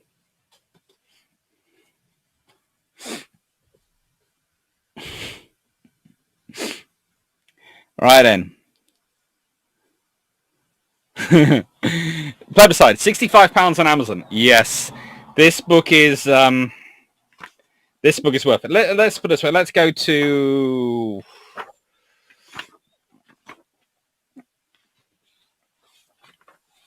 let's see. Let's go to one of the diaries in here. Ooh, 404 flight. Number 404 flight formed on the 1st of July 1923 at Elcos with 6 plovers and nightjars for service in HMS Furious with the Atlantic Fleet. Re-equipped with 6 flag catchers around March 1925, it split in 1st February 1927 into number 404A flight with 3 aircraft in HMS Furious and number 40B flight which joined HMS Argus on the China station, also with 3 aircraft. The 404B flight then helped in the defense of Hong Kong following the sacking of Hankow by Cantonese troops, a landing strip being prepared in Kowloon. After a demonstration of air power, the carrier withdrew and was later used for anti-piracy patrols off Hong Kong. The sub-flights reunited in May 1928 and number 404 flight then joined HMS Courageous in the Mediterranean Fleet, being put ashore to Gaza for 2 weeks in August and September 1929 during a rebellion in Palestine. In November and December 1929, 2 flycatcher aircraft were fitted with floats to operate from California Seaplane Base, Malta, as a composite flight with 2 similarly fitted aircraft with 407 flight. The ship sailed home for refit in January 1930, and number of 40 flight then mostly used Gosport as its shore base.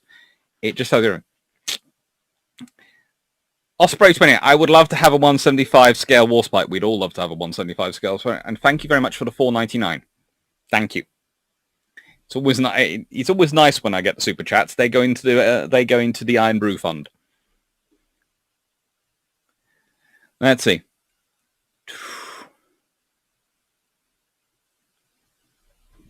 Benjamin Donaldson, that's bang on for modelers. Do you know if the guy Drac uses or utilizes that one? He had a fantastic model in a recent video. I was hoping you'd seen it. Yes, I have seen his thing, and let's put it this way. I think I showed him this book, and I'm not sure how long it's taken him, but I think he might have got one now. It is a gorgeous book. It's a bit of a rare one in that people don't... There's some of these things. These are books which I picked up during my PhD, and they made my PhD viable, these ones. And they are gorgeous books. They really are gorgeous books, and they really do make your life a lot easier if you're doing research in this area. And the pictures in them are just wonderful. The research is just amazing, but it is gorgeous. And yes, he does have a very beautiful version of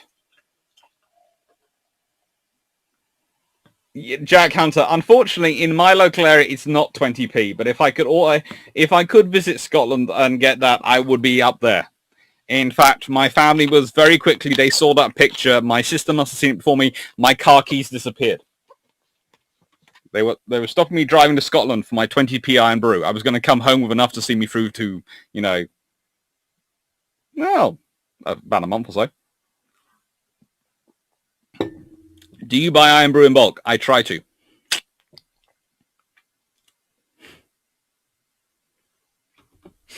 That's it.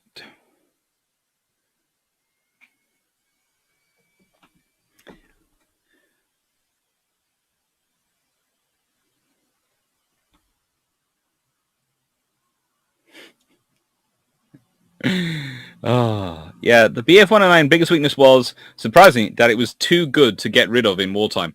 That is often the problem. If you consider what happens with the Spitfire, versus, and the Hurricane, the British get rid of them. They're still in use. They're upgraded, and they've got the Griffin engine, and they've got all these things in Spitfire and these sort of things. But there's also the Typhoon and the Tempest coming in. It just keeps developing. Now, So I have got 2, 4, 6, 8, 10. And I do have book 15 as well over there. So what shall we start off with for the really big books? I'm going to start off with my mate's book. Dr. Faulkner. Marcus is, I'm going to admit here, some slight bias because he's one of the nicest academics I've ever had the pleasure of working with. He was one of the lecturers at King's while I was doing my PhD there. And when I was having my exam, my Viva, my mum had decided that I wasn't going to go sit around on my own, so she came up with me. But my Viva took a rather long time. And instead of leaving her outside waiting on her own, Marcus took her into his office and chatted with her and basically plied her with tea and biscuits for the 2.5 or 3 hours that I was in my Viva. So I am slightly biased when it comes to Marcus Faulkner because he is one of the nicest guys in academia, one of the nicest historians and one of the best historians you ever worked with. He has a brilliant Twitter feed and he discusses things on Twitter brilliantly, but he's also did this rather exceptional book, War at Sea, a Naval Atlas 1939 to 1945. So I'll put that in and then I will show it to you. As I update it as I'm going to make sure I don't forget things.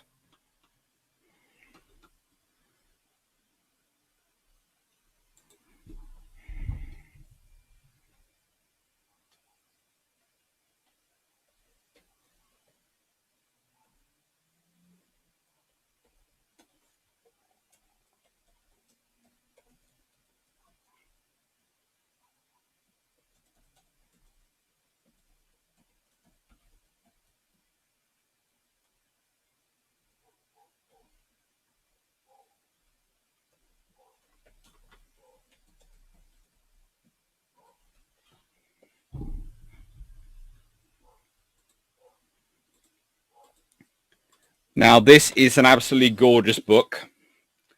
As I said, actually, I really loved my Viva. I had Professor Harry Bennett and Professor Matthew Seligman and my own Prof. Andrew Lambert in there, and it was a lovely chat. They are 3 wonderful professors. And yes, they were asking probing questions, but I knew my topic and I was good enough and I passed it with minor corrections.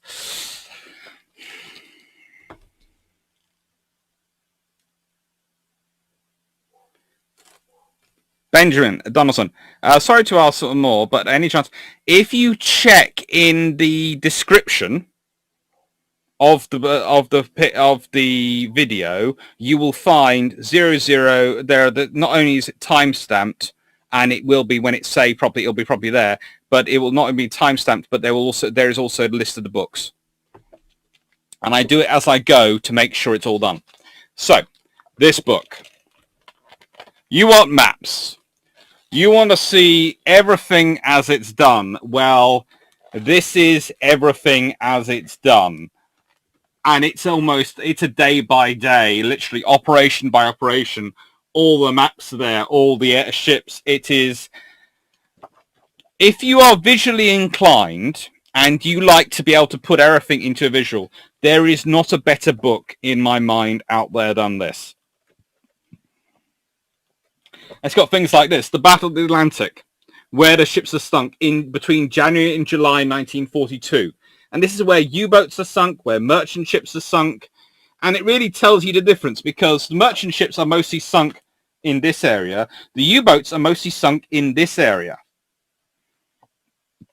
So the U-boats are mostly being sunk when they're in transit, when they're more likely spending more time on the surface. Whereas the U-boats themselves are getting most of their sinking when they are doing most of their attacks. And especially concentrated around Norfolk. Here. It really is cool. Benjamin Donaldson. Sorry, didn't realize you were adding to it. No, nothing worried, no bad at all. It's taken me a while to get down to the habit and make sure I do it. So it's always nice when people actually do remind me.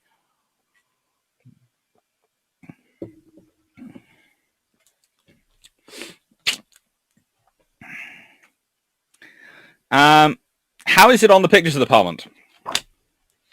It is glorious. It's basically, it's just all the maps. It is just maps, maps, maps, maps, maps. And it's also got some great history written up here, and that's one of the beautiful things. Because again, Marcus has written it up in his own immutable style, and it is beautifully written.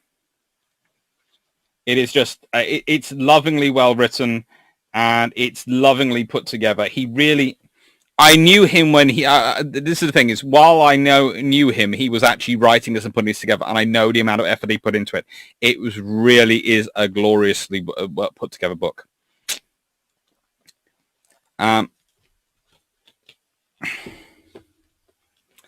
Any Concentrations, any general encyclopedias or RN ships or anything like that? Yes, there are some, and they are going to be in one of the Bru ships coming up.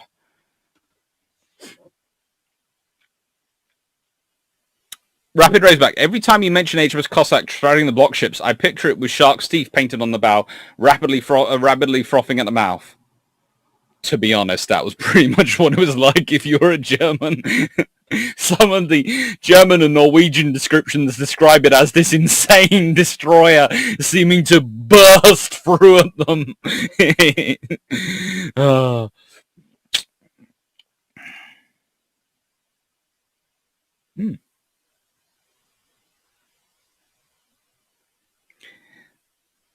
Jack Hunter, cue the Ernest King bashing.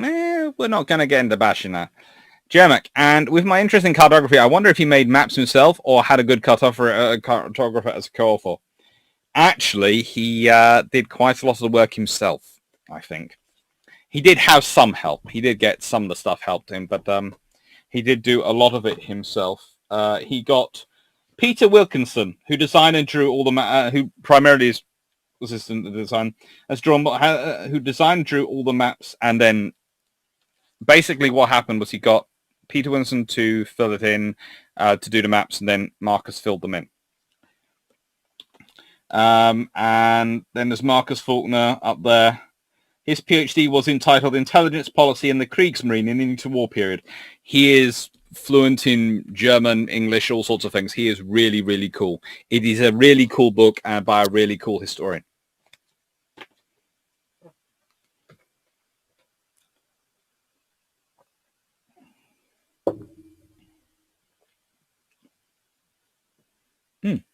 Jennifer, worth getting for the introduction. Got mine from my father as a birthday present. Dr. Clark, great book. Oh, cool. Rapid Racer, map making is an art. Yes. Benjamin Colson, all the maps. It's easy to understand a battle when you have a great perspective.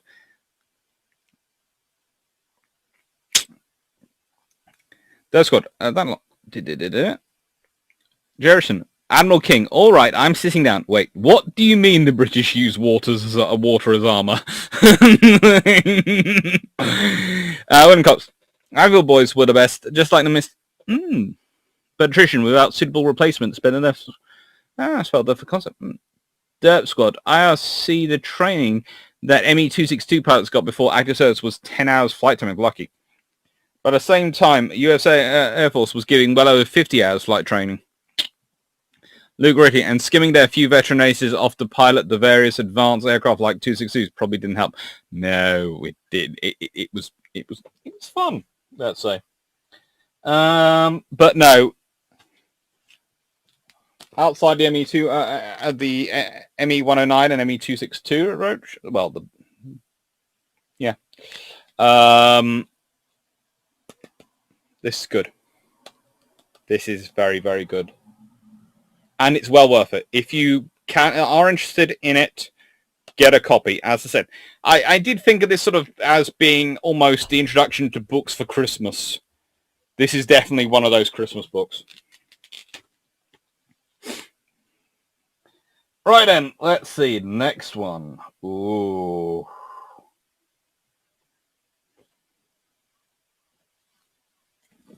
So, there are, in conjunction with that one, I have this one, The Chronology of the War at Sea, 1939 to 1945, Naval History of World War II by Jurgen Rohwer.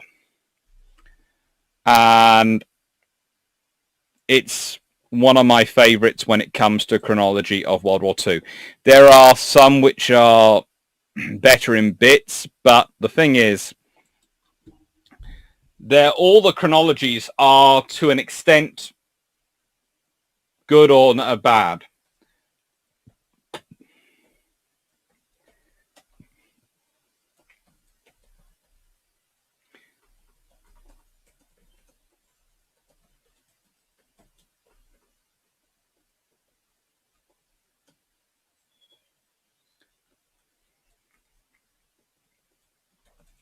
But this one I find on balance the best overall.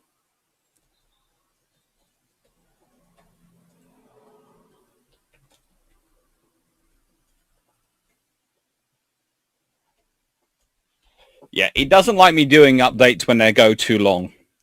But when I put in, I'm not putting in anything less than the full title. So, just some questions. Come on, guys, read HMS Cossack. Then it's time to mention the SMS Sharpshooter as the second Adriatic reference, as it went into Porto Croce on the 24th of May, 1915. Bow first and engage coastal artillery. Always fun to do that. Warehouses Italian infantry for an hour. A 400-ton A2H destroyer with a Polish commander, Bürgermeister Nutri. That doesn't surprise me. He's Polish. They tend to be quite good. The 10-year-old me would probably memorize it at some point. To be honest, the 33-year-old me has memorized that one to an extent. That's about the training doesn't surprise me. Growing up, there was an older German fellow where we kept the sailboat. He trained in gliders in 8 to 10 hours in the Hitler Youth at the end of the war. Had many stories. Gliders, yikes.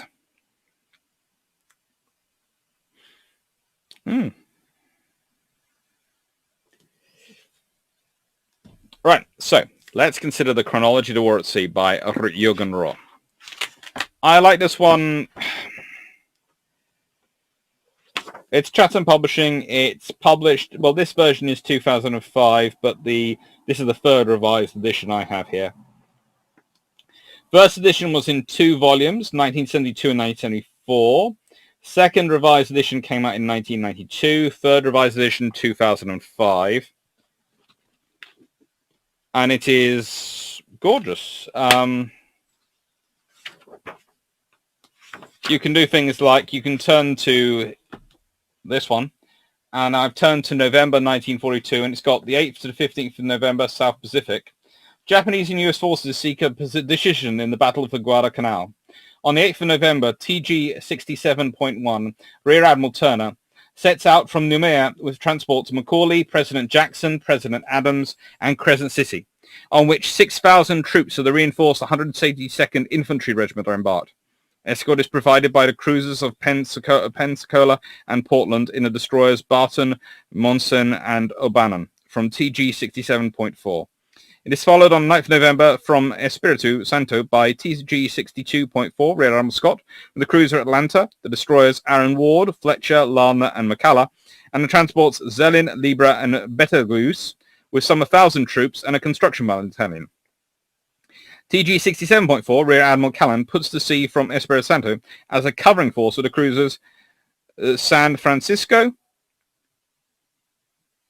Helena, and Joanna, and the destroyers Cushing, LaFerry, Sterrett, Buchanan, Shaw, Gwynn, and Preston. It joins Turner's group on 11th November.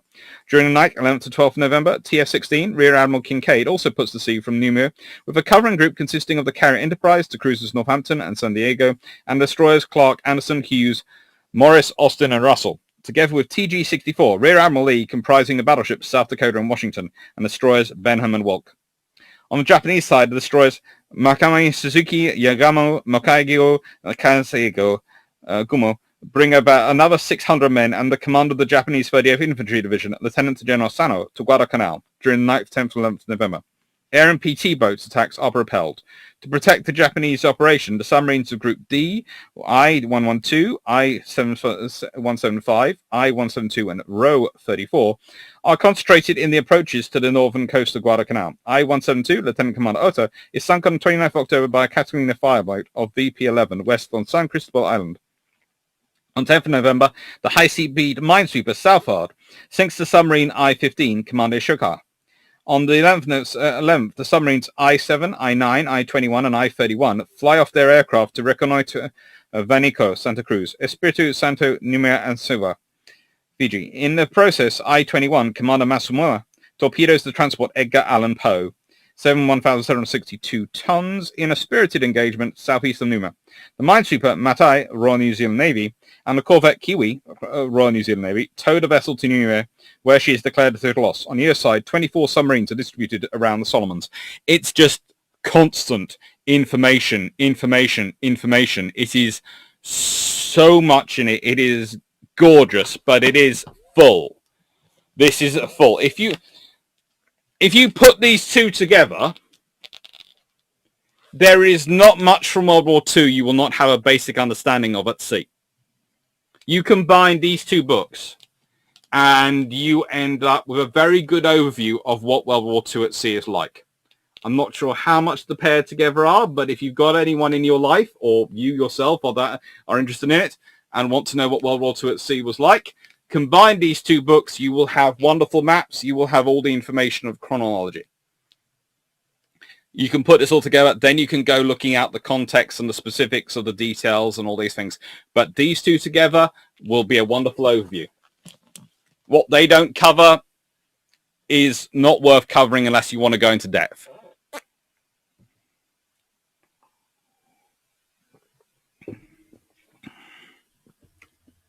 Dev Squad. I reminded the head of US armor operations saying that tanks versus anti-tank guns was like the Navy dueling shore artillery and would be disastrous. At the same time, the USN were beating short guns. Robert, have you considered an morphology of insane destroyer hijinks? Charging enemy stern first is something only a destroyer would do. Yes, and actually it's not just once they do it.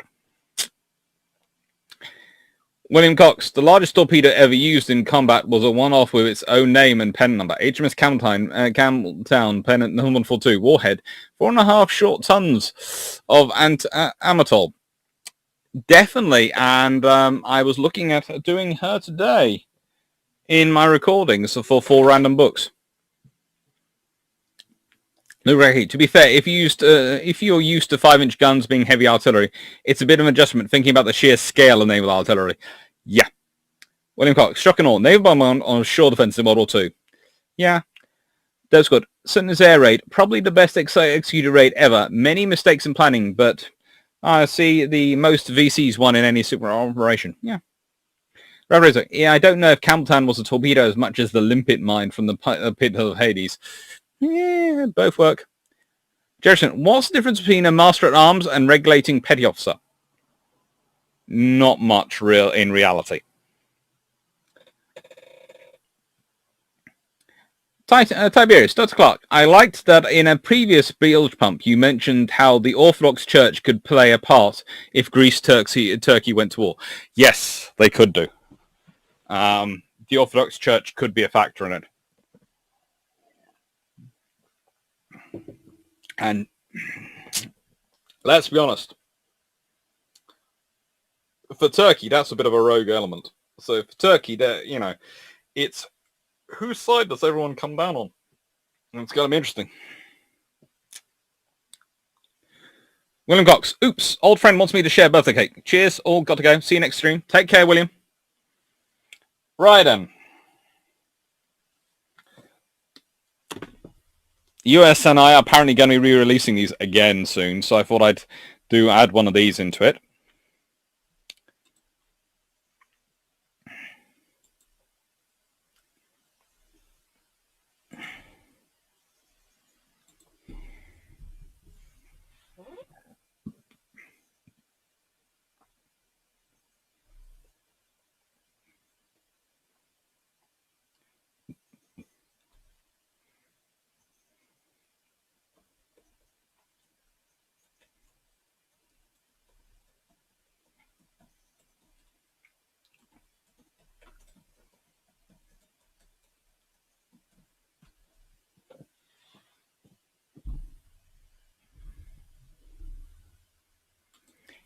and the first of 4 Friedman books which are going to be looked at in this series tonight.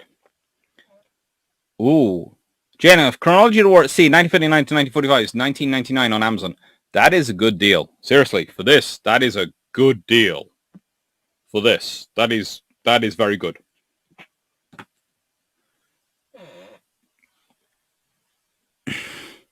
So Thompson, Dr. Clark, towns work well charging us. See my World of Warships 5-minute clip versus I will enjoy that. Rapid Razorback, did FAA dive bomber and torpedo bomb pilots ever have the bomb versus torpedoes debate?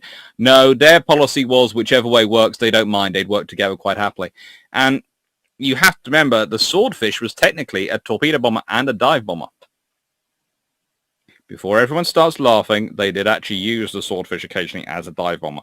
It wasn't the best dive bomber in the world and couldn't do the steepest dive in the world, but it could be used for a fairly accurate dive bombing run if you were in a permissive environment. Or alternatively, if you just the defenders were just going, what in the name of all things holy is that? Death Squad, I doubt that Greece and Turkey will go to war. The rest of NATO will bash enough of their heads together once both sides have managed to place the more hawk-like elements of their population with rhetoric. Possibly.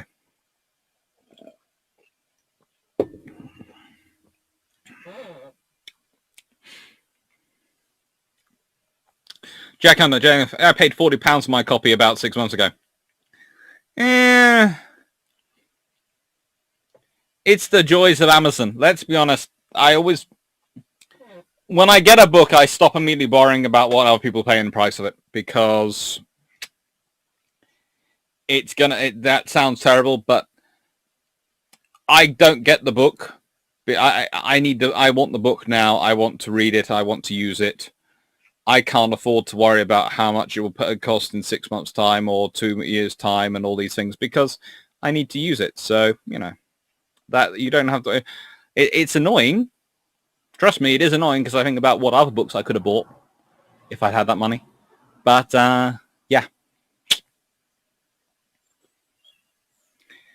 Strub, Doctor, did the British use skip bombing as much as the Americans? They certainly were looking into it and were using it as much as they could.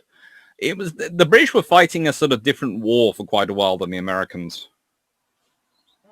Jermick, with second thought about the Swordfish. If structure was strong enough, double wings and wiring probably worked like air brake. Yeah. So Thompson, Dr. Clark, Airman, take your kite aim in straight down and drop your bomb. Try to pull up whilst keeping your wings. Good luck. Yeah. Calm husband, Dr. Clark, a Swordfish dive bombing a poor U-boat in the process of diving while you are issued the 100-pound ASW bomb is a permissive environment. To an extent, but actually it turned out the Swordfish tended to not use the 100-pound anti-submarine bomb. In fact, there is a good example of them using there is one example in the Mediterranean where a Swordfish apparently did a dive bomb on an enemy submarine diving, and they were carrying an anti-ship bomb at the time, and they sent it straight, and they managed to get it down right, and it went straight. Well, the thinking is that it must have gone straight through the submarine. It may have gone off inside the submarine, but we're not sure if it went off underneath it. But either way, the fact is the bomb went straight through the submarine and the waters came out, and it was basically the submarine was gone.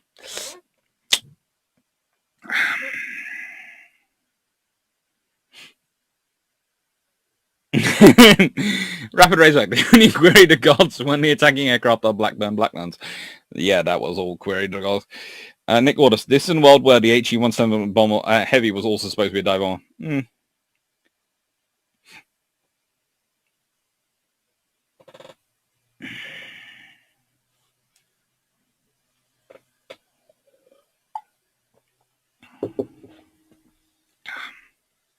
Right, so Norman Freeman, U.S. aircraft carriers.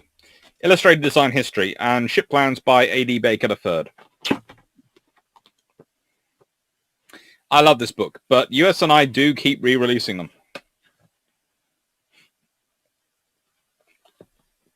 In 1940, the Maritime Commission designed for a liner convertible to a carrier.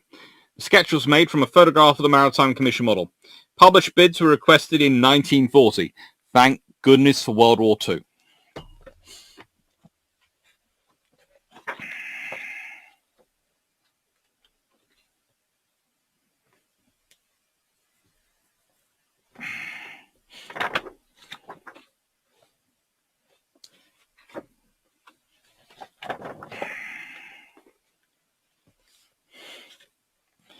It's a good book. I do enjoy Norman Freeman's big books, and he goes through it all.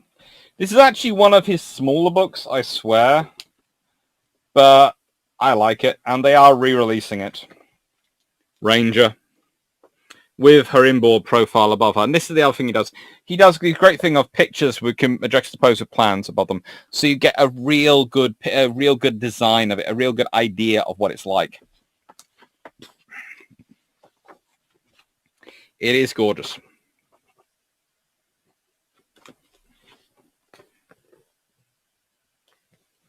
Some lovely plans. Not aircraft carriers. LHDs. LHAs. Not aircraft carriers.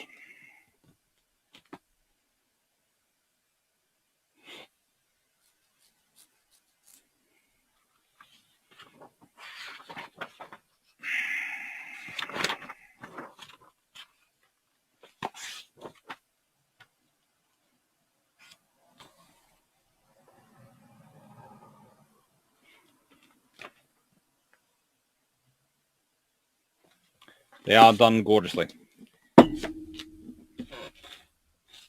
Right.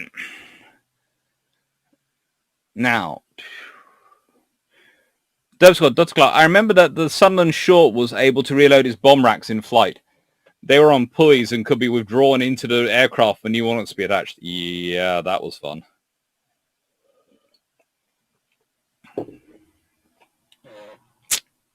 Rapid raceback. If depth charges use concussion to crack hulls, did they ever look at shell suit? The same thing. That's basically where the whole idea of mortars comes from. The anti-submarine mortars.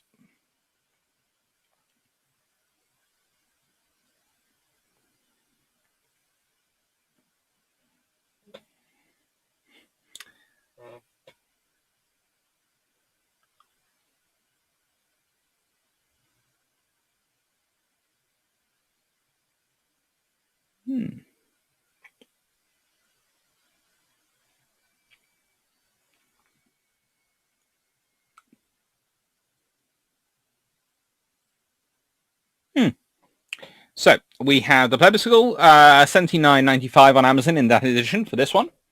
Cool book for that.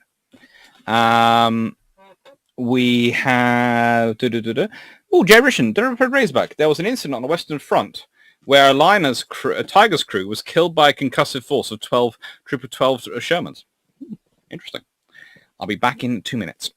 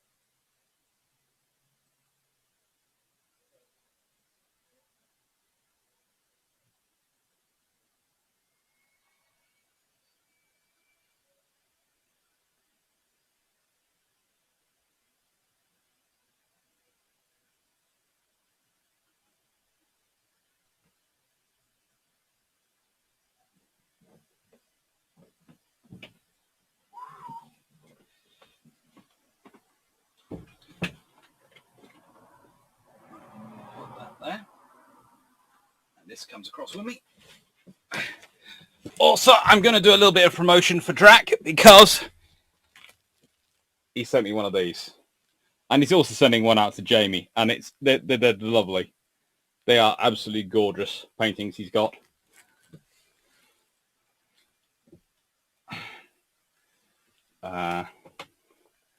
Unfortunately, it won't fit in that gap. But I will, when I get my new office set up, it will be going up. It's going to be stored in its protective covering till then. Right.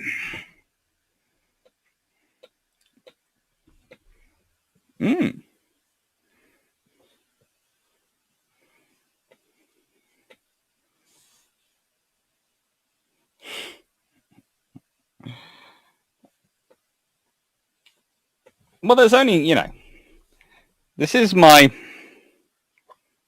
second bottle of the day. It's keeping me going, man. I was up quite a lot late last night. No, Scott, the other issue with shell sack depth charges is that heating the water is likely to trigger any fusing mechanism you attach to the shell. Also depends on, it's a different type of shell. Nick Waters, that's a lovely painting. 5 different types? Yes. And I think it is available from Drac's shop. There's a skewer. There is...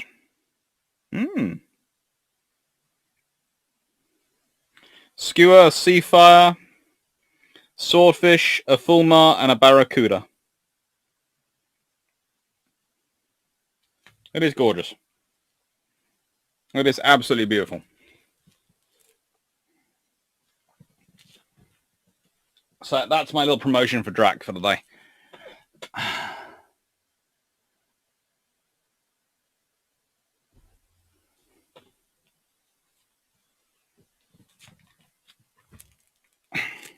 There you go. So you got your Skewer, your Seafire, your Swordfish, your Fulmar, and your Fulmar and your Barracuda.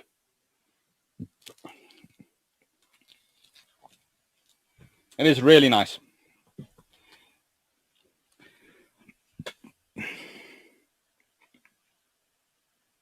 Wow, that's a great painting. Just wondering, as we're on to ships now, was there an F3 conference opposed to the O3 they built? From memory, yes, there was. I recall the title of the book that I once read, a 1,200 page book on the American subwar in the Pacific, including a detailed section on the saga of Drac's favorite torpedo. That torpedo. Although, good news, if you do want to distract Jack for a long time and manage to get him to talk non-stop for ages, you just start off on that torpedo.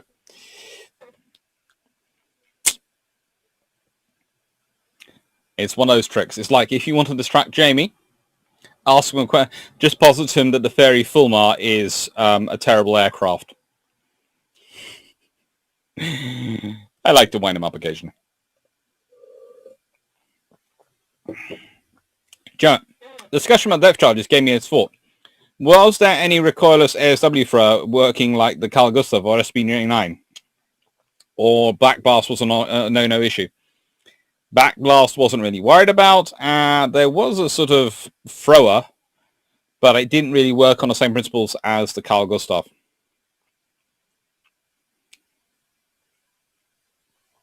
Benjamin Donaldson, I had decided what Marke of Drax I was going to buy. Now I know. It is good. Right.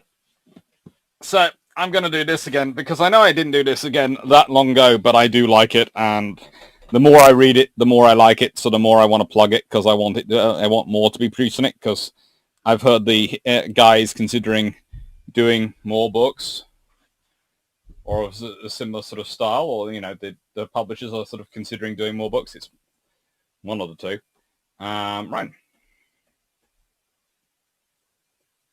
202. Oh. The Royal.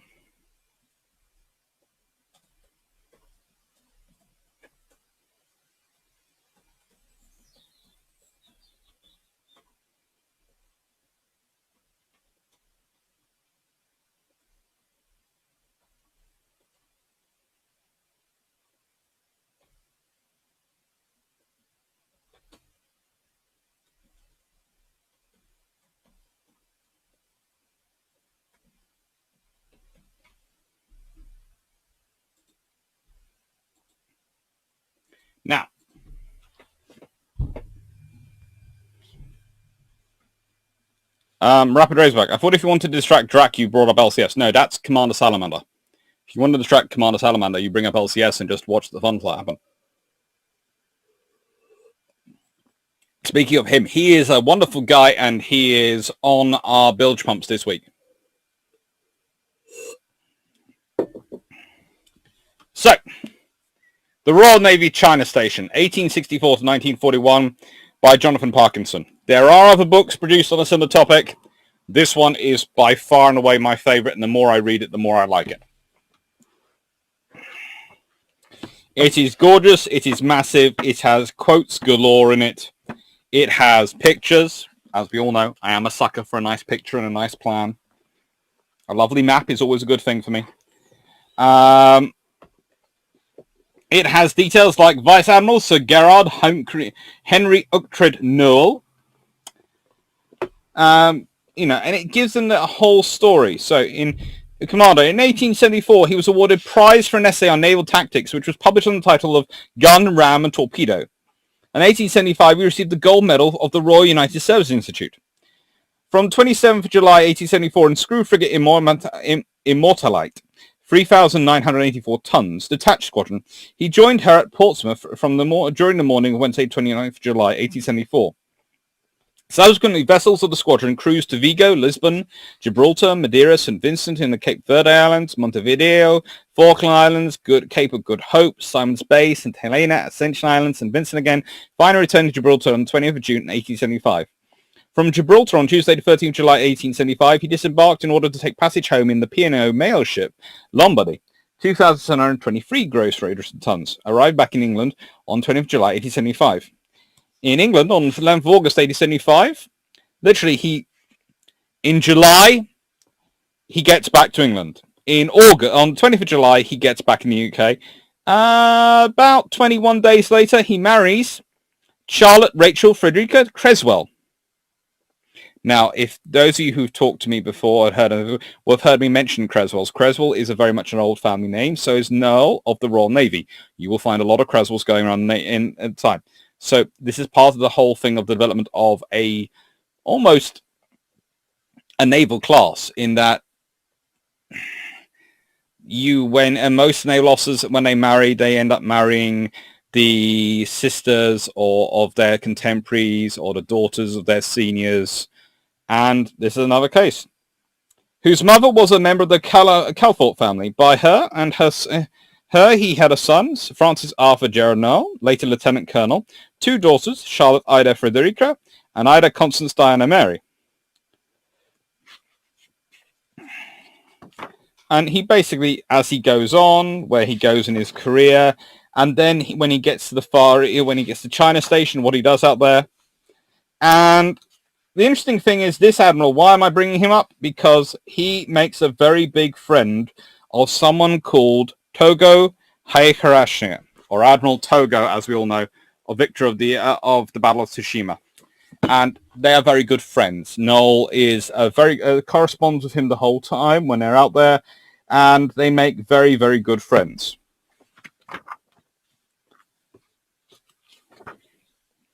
So, he is appointed in March 1904, and he managed to make good friends with the whole way through.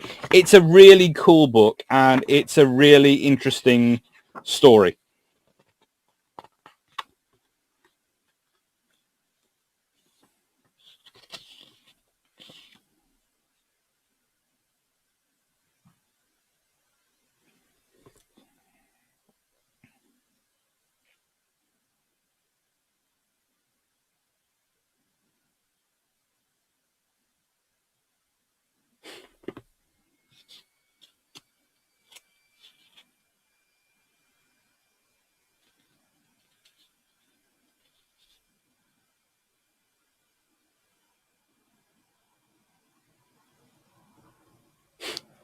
Following the Battle of Jutland on the 31st of May 1916, he was to receive an amusing letter of commiseration from an old friend, Admiral Charles C.P. Fitzgerald. Jellicoe's dispatch will be interesting. Some of us old buffers got born 20 years too soon, but it wasn't our fault.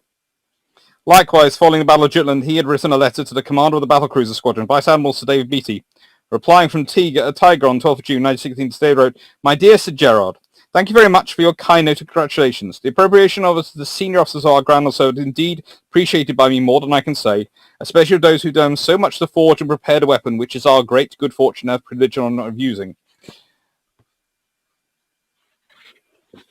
It's a really, really interesting book, and it's a really cool book, and it's a really great insight into the Royal Naval Navy as a service in a period of 77 years. It is just wonderful. And actually does a bit longer than that, honestly, because it carries the life stories of all those officers involved.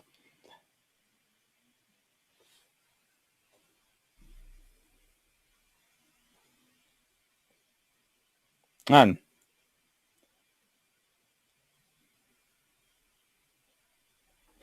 the plebiscite, 29 Amazon, a brilliant book by personal recommendation.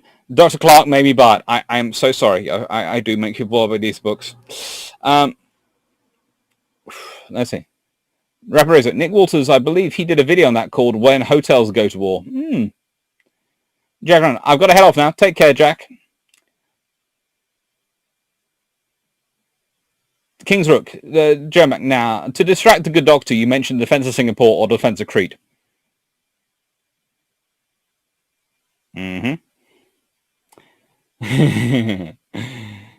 But do you have Officer Greg to shoot him? Oh, what's going on here? Calvin Grossman. Benjamin Donaldson. Body armor is more like metal between a thick or outer and not so thick inner layer of Kevlar. That's got duration. I don't know. Although I wonder if it would leave the person wounded rather than dead, e.g. multiple broken ribs and a collapsed lung, but better than having a 14.5mm wound.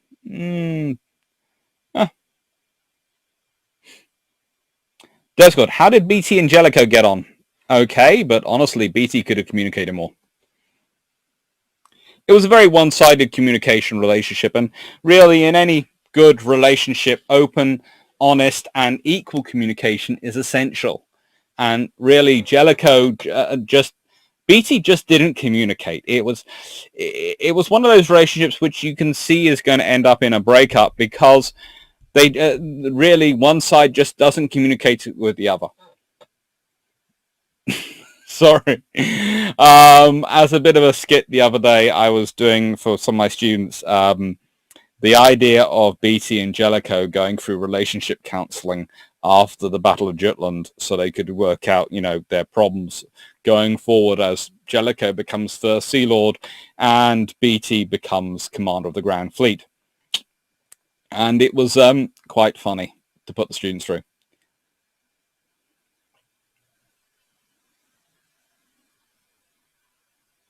Nicholas, that wording, did you say, did so much to repair the weapon? By weapon, I assume he means the RN as a whole. Yes.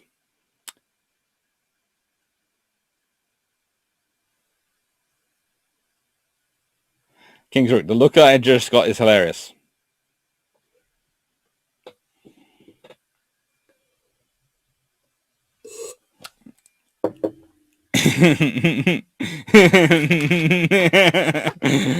Okay, look like playing Mr. Matchmaker.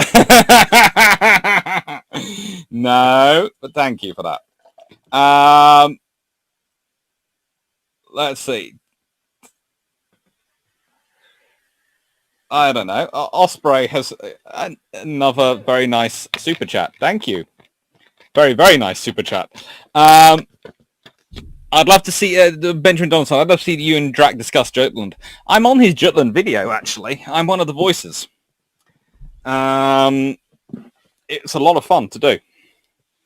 So, we're now going to another of the Friedman books. And I'll put this in. But I really can't recommend... If you're interested in the stories of people, if that's what gets you going in naval history, this is good. If you are interested in the stories of strategy and how things develop in the world, this book is great. If you want to understand some of the issues we currently have in the Far East and in the South China Sea and China and Japan, all these things, this book is excellent because there is so much different history in it.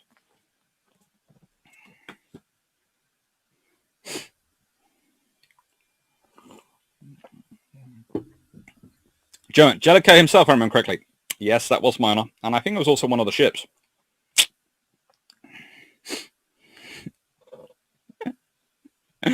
Oh. The rapid race back. To distract a good doctor, you bring up the tribals, battles, darings, Henderson, Vian, interwar carriers, or suggest there was no fighting between wars. He has had many distractions.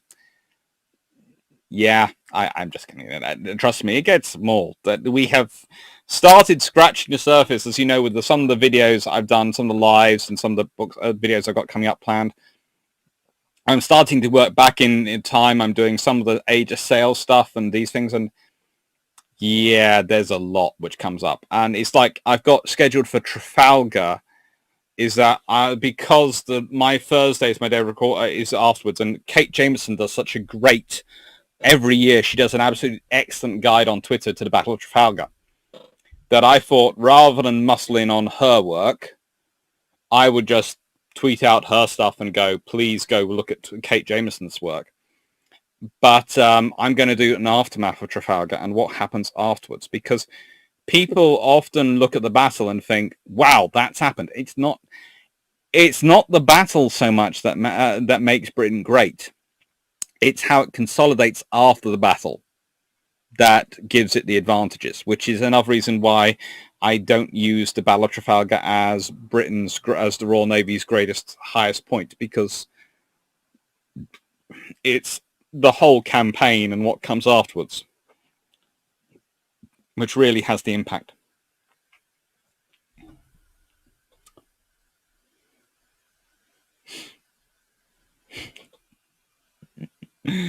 Oh.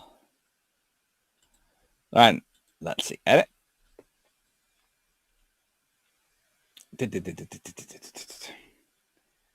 And O2.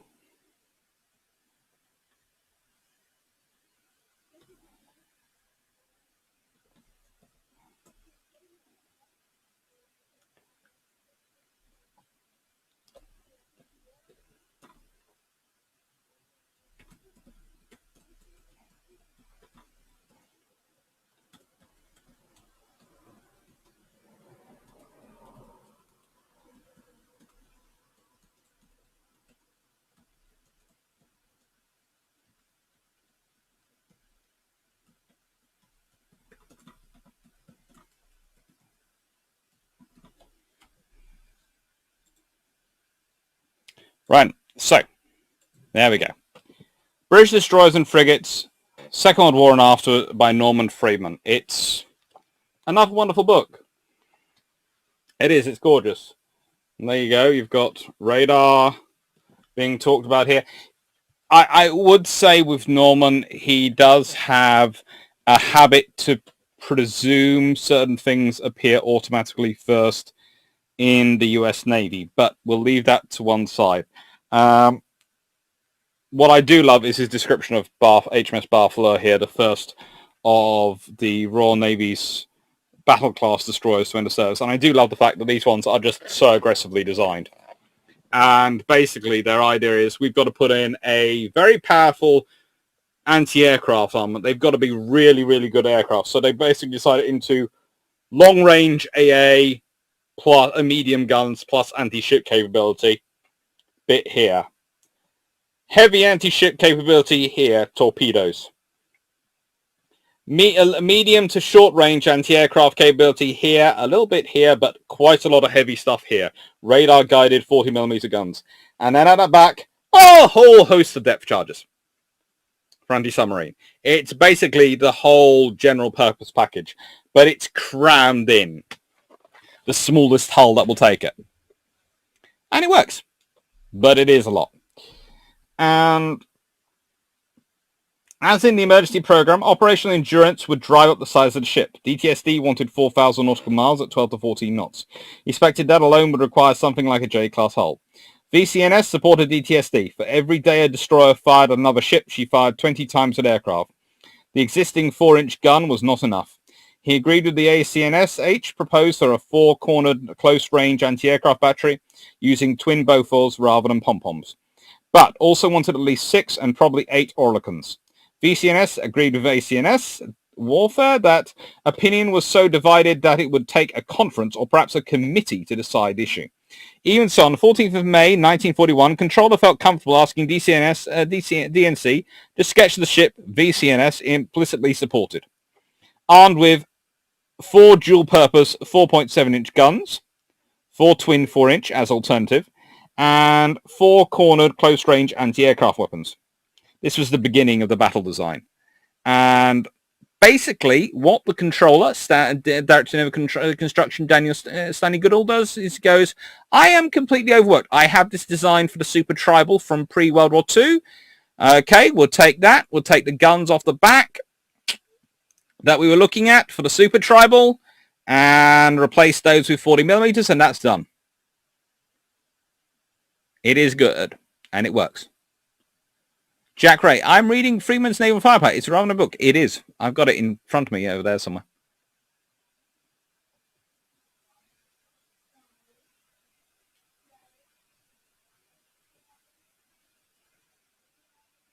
Of course, I had to take a break right when you had to do a book that covers my main focus. Well, you know, who happens? But that's good. Who was BD Signov? Starts with an S, but I forget. That's God, you're trying to wind me up about Seymour, I think. We're not getting into Seymour.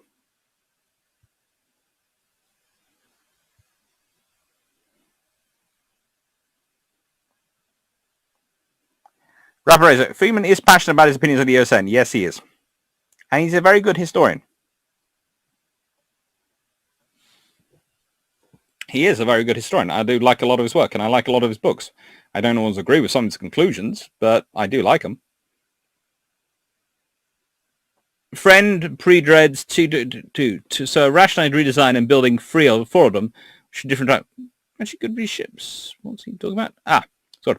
I guess the most outrageous thing in a French tumblehound pre-dreads that if you would torture Drac to make the full hull usable, like rationalized weapons and French built, so rationalized design and building 3 or 4 of them, which are not different prototypes, they could actually be useful ships, good ships. Could be.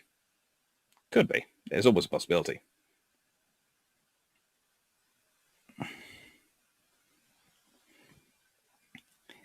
Yeah.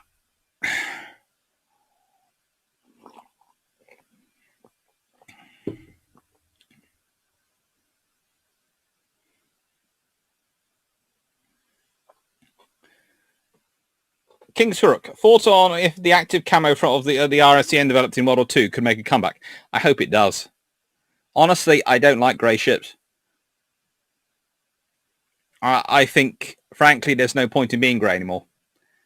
I think the whole idea was that grey would somehow make the ships all were some kind of Cold War idea, and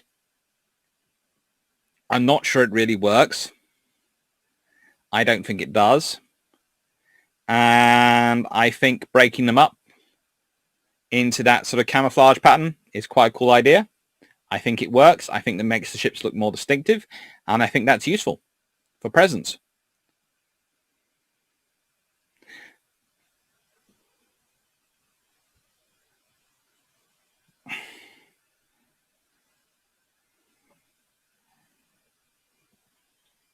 Sorry. I'm really distracted by something weird. But no, it's a good book. And I do love this class. And I do enjoy this book.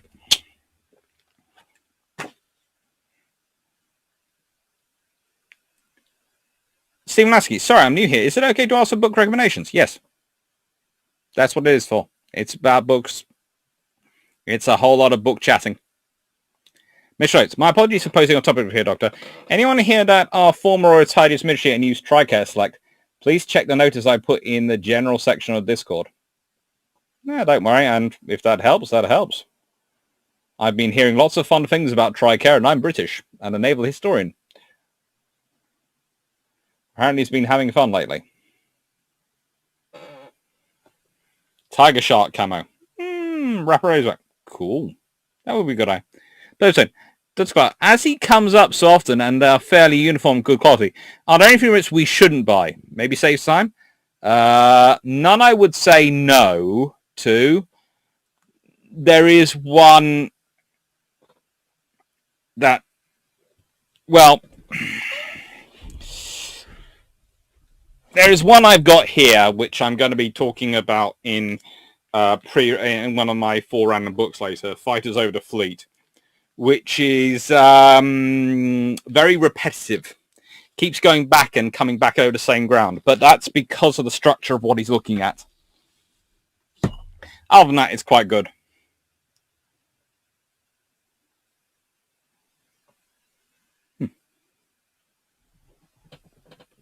Right then, let's see. Next one.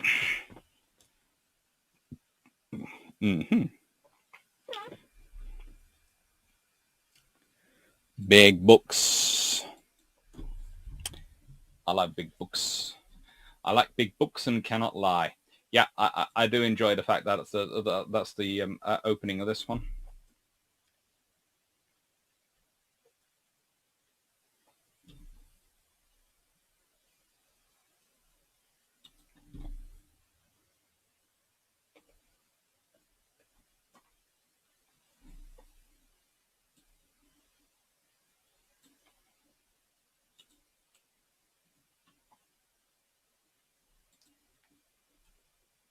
And it's 0224.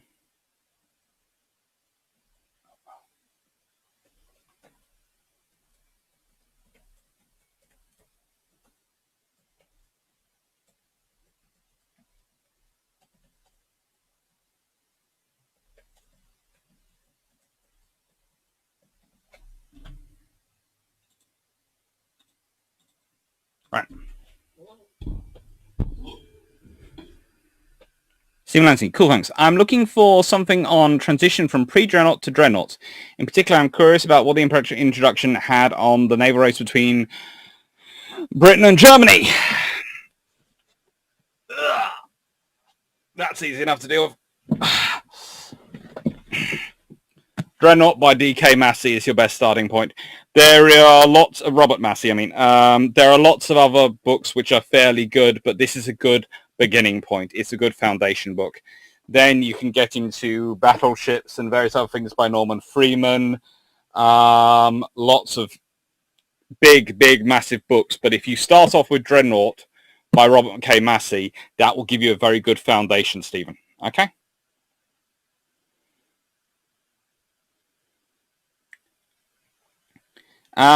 Tiberius, Dr. Clark, have you ever read or do you plan to read Six Frigates or Feeding Nelson's Navy? I do plan to read both. Rapid Razorback, did anyone ever do a good book on Warspite? I think Ian Ballantyne's done one. He either has done one or is planning on doing one.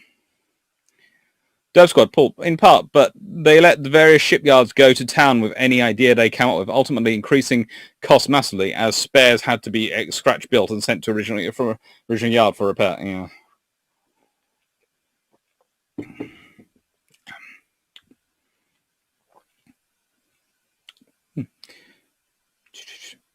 Stephen Lansky, thanks. Thank you. I'll check it out. Well, it's a pleasure.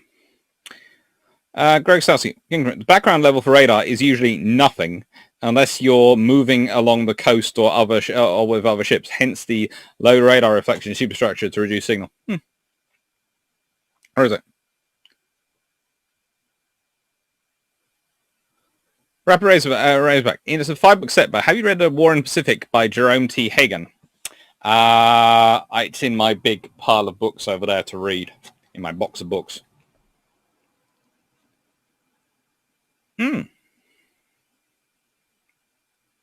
Eric Ong, yes, I got the book Warspite by Ian Ballantyne. Cool. And it's a good book. Thank you. Ghostrans, that's nice that there is a general quality to these books. I'm used to people skirting naval history when they shouldn't or not using enough sources.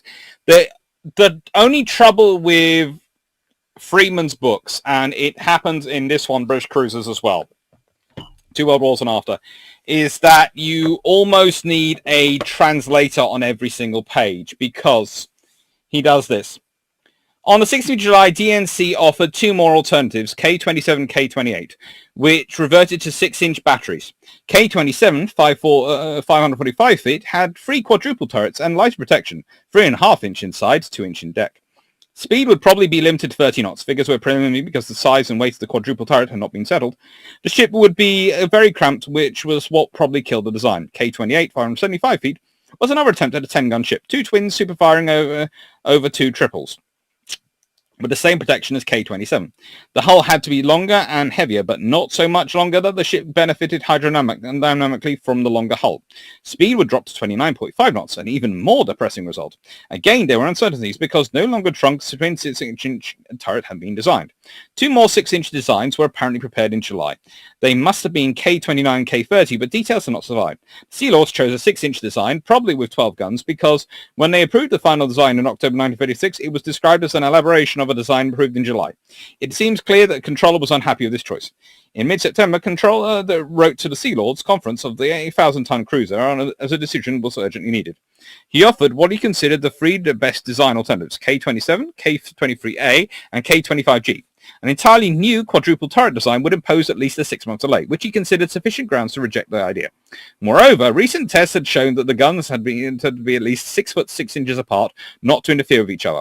That sort of spacing would make a 4-gun turret impractical. Spacing could be tighter if the turret used a delay coil of 0.1 second to fire alternating pairs of guns together. But if the ship were rolling heavy, the delay would throw off her salvos and it would have to be cut out. The ship would become, in effect, a 6-gun cruiser. Henderson considered the 9-gun ship underarmed for her size, she would have 10 guns, to bring her speed up to that of the Towns. 1.5 inch had been taken off her belt. For enemy inclinations of 60 degrees and 45 degrees, the 3-inch belt would keep out shells at 10,500 yards and 8,600 yards, respectively. The 2-inch deck was chosen to keep out bombs, and more than sufficed to keep out 6-inch shell. However, Henderson was inclined to consider the 84-inch guns of both K-27 and K-23A insufficient.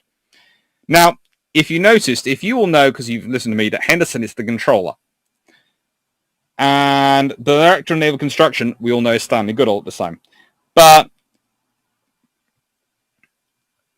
he jumps between the two, and it is a very good book. It's a very great quality, but you do need to almost read through it about 4 times, and all of them, to find everything that's in there.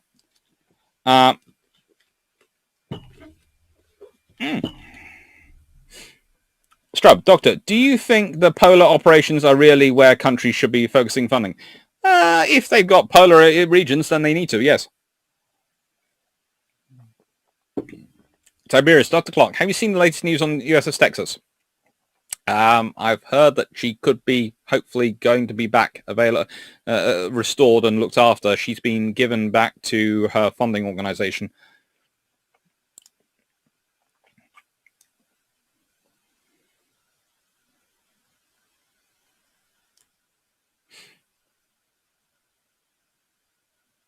Dirk Scott, Dr. Clark, have you come across the YouTube channel Sub-Brief? Some good videos of submarine sonar and tactics by an ex-USN sonar technician. Not yet, I'll have to go hunting it. I've fallen in historical ruts. I need some good general books that cover the big picture and go, but what about Rapid Razorback? Well, that's why I was recommending earlier Jurgen Rohwer and War at Sea, because if you have these 2 books, they cover the whole big picture of World War II, and you can go through and find all sorts of operations you didn't realize happened, and all sorts of things that take place you didn't know about happened.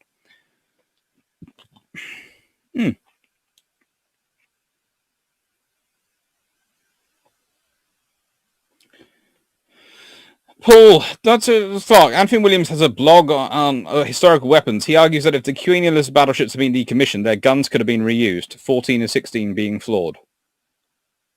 There's always the idea, but it's would you have the money to do it? That's the thing.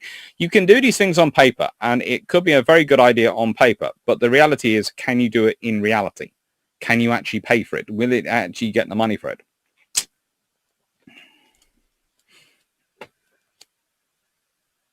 That's always the problem. So,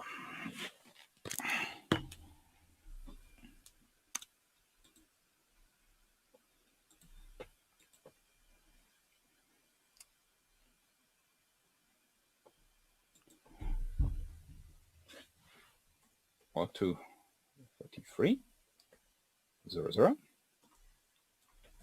British Submarines in 2 World Wars by Norman Friedman.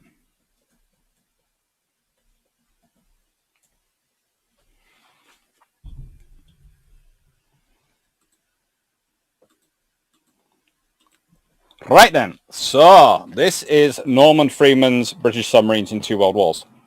And of my Norman Friedman books, I have to say this is actually my favourite. Conversely, it's also the one I sometimes pick some holes in. But actually, I pick holes in. The thing is, when you're a specialist from the British side and you're reading through his British books, you can pick holes in them because it's more a failure of... it's more issues of when you're British and American.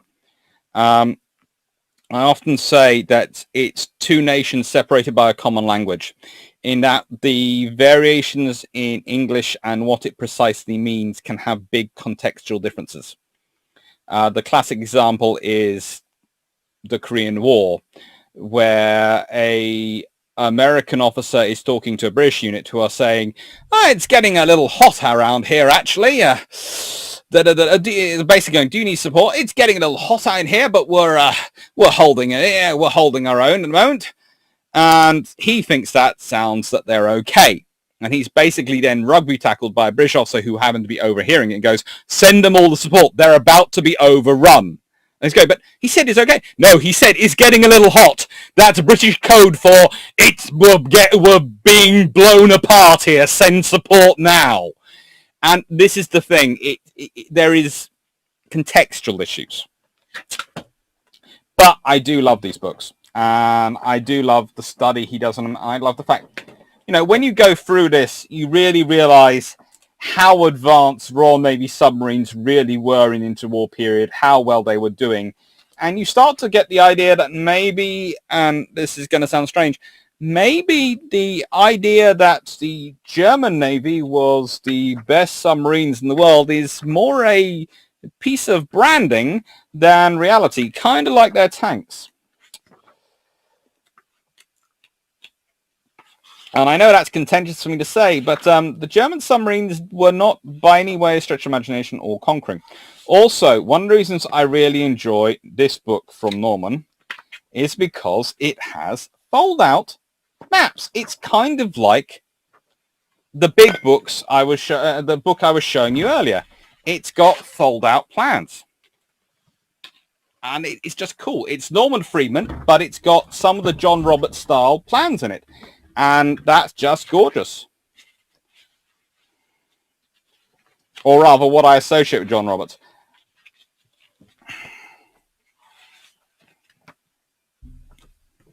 And it is a really, really beautiful book. And it's got lots of lovely pictures in it. It's got lots of lovely content in it.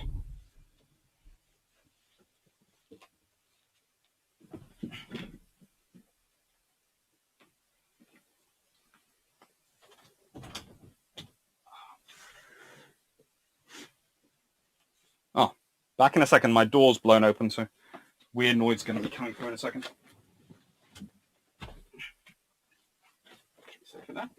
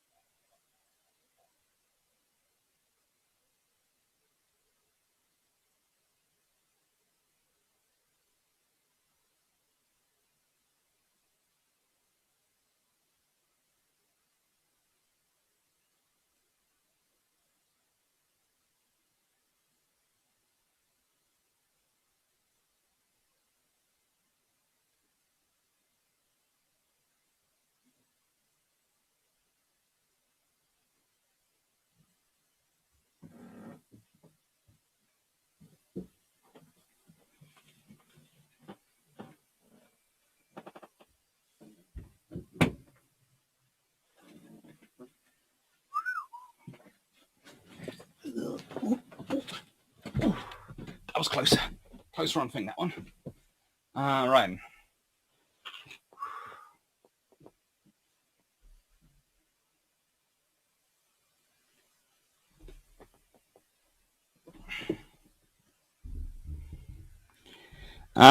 Let's see. Paul, and Dr. Clark. Anthony Williams has a blog on historical weapons. He argues that it... Oh, already talked about that one. Eric Hogan, the polar regions have gained more importance. Possibility of open polar sea lanes make it necessary to have naval forces, and not just Russia needs to be there. Yeah, that's definitely a thing. Canada's going to have to be there, and probably America as well. Maybe Britain, and Denmark, and Norway.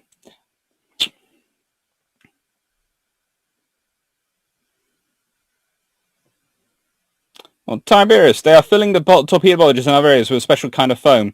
They also patched up some really critical areas. She'll be floated to a dock and the entire bottom will be replaced. That sounds very sensible.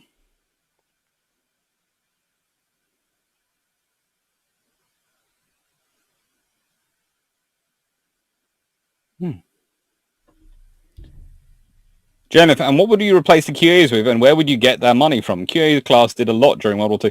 That's always the problem. It's a nice idea on paper, because the idea on paper is, of course, you'd replace them with a better build this battleship, which would make use of their guns. So that's what you replace them with, but it's building it. And the problem for the British at the beginning of World War II was armor plate. That was the big restriction on production. Getting enough armor plate, because there had been such a wind down in production post World War I due to the treaty system and extent that they were building to the limit of their armor plate production capabilities. Shomak, heresy, U-boats are the greatest, and if Donner's got 300 boats, he would have won the war, because you don't have to sacrifice anything to have a large subfleet, and the RN would have built no more escorts. Yeah. Hi, Daniel Freeman. Sorry, I take it we are nowhere near talking about big books. We are being talking about the big books. And lots of times people have said, I love big books and cannot lie. This one is a gorgeous big book.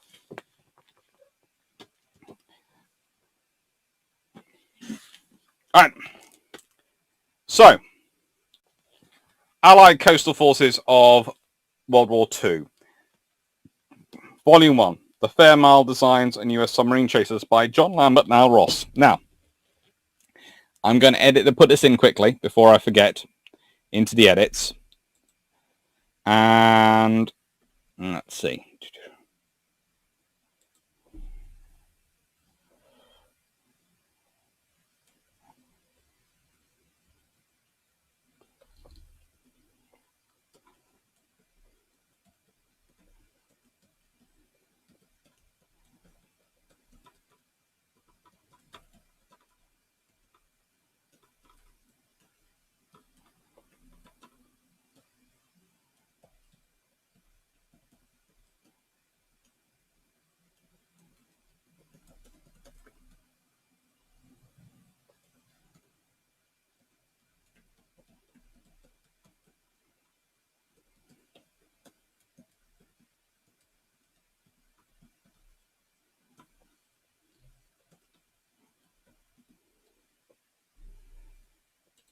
That's a nice long title. Right, so this is a cool book. And it's a Seaforth published books, and they produce good books. They do produce nice books, Seaforth. And again, it's got some beautiful, beautiful diagrams. If you are working on models, especially if you're doing 3D printed models, and you want to produce your own designs, these are the books to get, because they will give you all the information you need to produce your own 3D design. And you can produce a really, really good 3D design from these.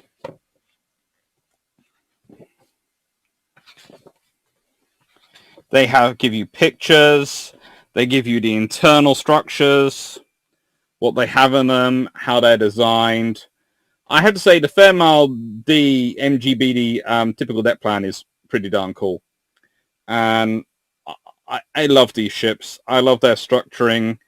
I love the way they're organized, and I love what they're built to do. They do it really, really well, and they're really interesting designs.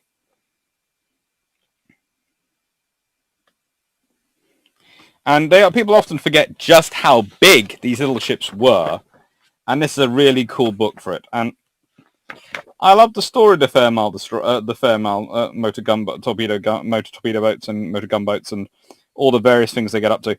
You know, some of them got, and they look. You know, how many guns can you carry? Well, we think we have space for a few more. Let's add some. It's just gorgeous.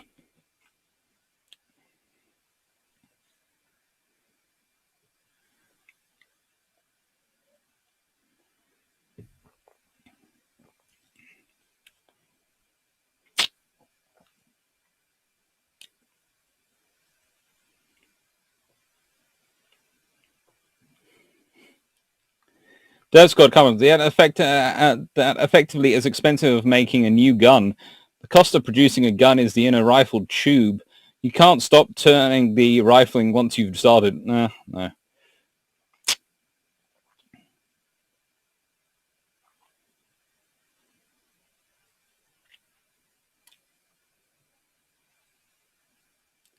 Daniel Freeman, any and all comments from me should be given the allowance that I've had a bottle or so of Prosecco this afternoon. You are a cheap date, Daniel. You are a cheap date. But we love you all the same.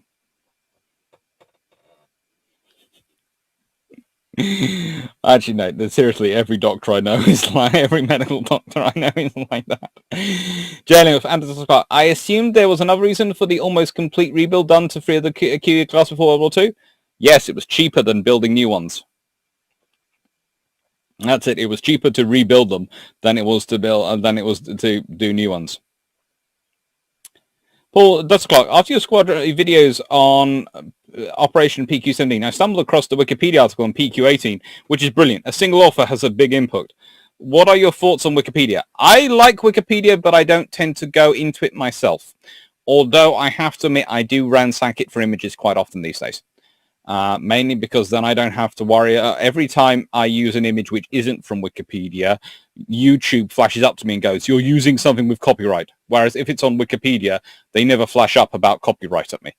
So I tend to just go, And sometimes I have to admit with YouTube, I go, no, I have the copyright for that picture. I can use it.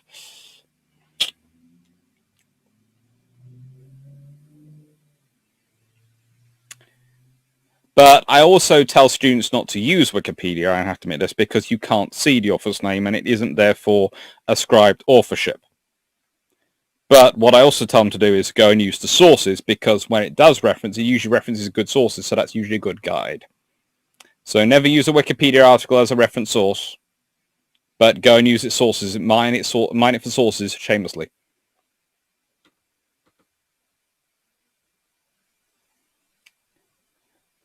The website, £27.54, volume 1 and 2 on Amazon. Limited numbers as I've just bought them. Well, we're going to get the volume 2 in a second. Dr.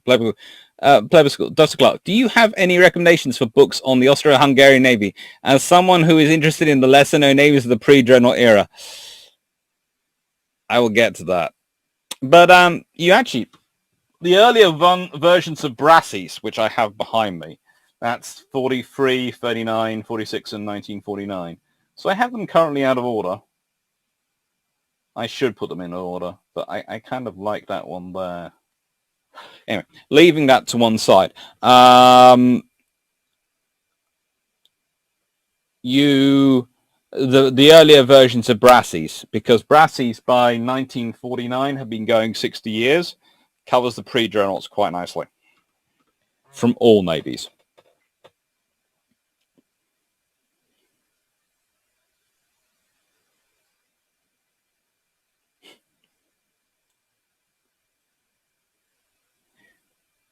Hi, old Richard.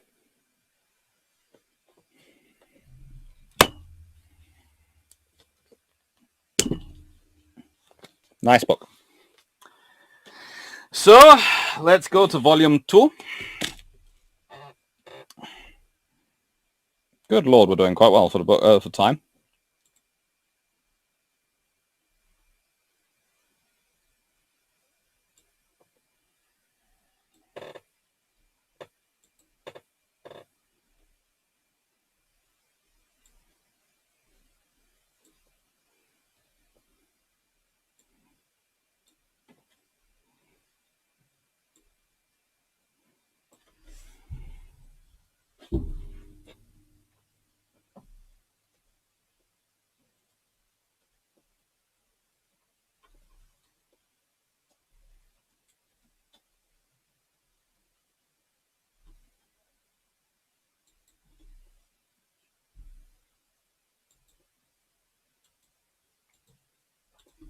So, now it's Allied Coastal Force World War II, Volume 2, Vosper MTBs and USL Elcos.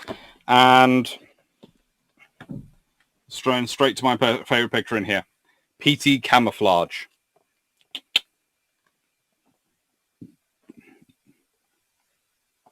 Can you see what it is yet?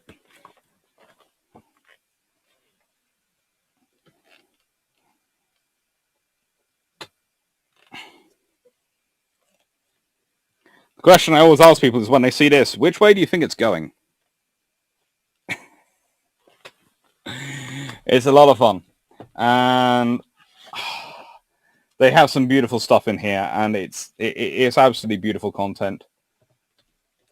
Twin 20mm Oricon Mark V power operated mounting, and that is a very cool system. And all the stuff it gets used for. It does really, really cool stuff.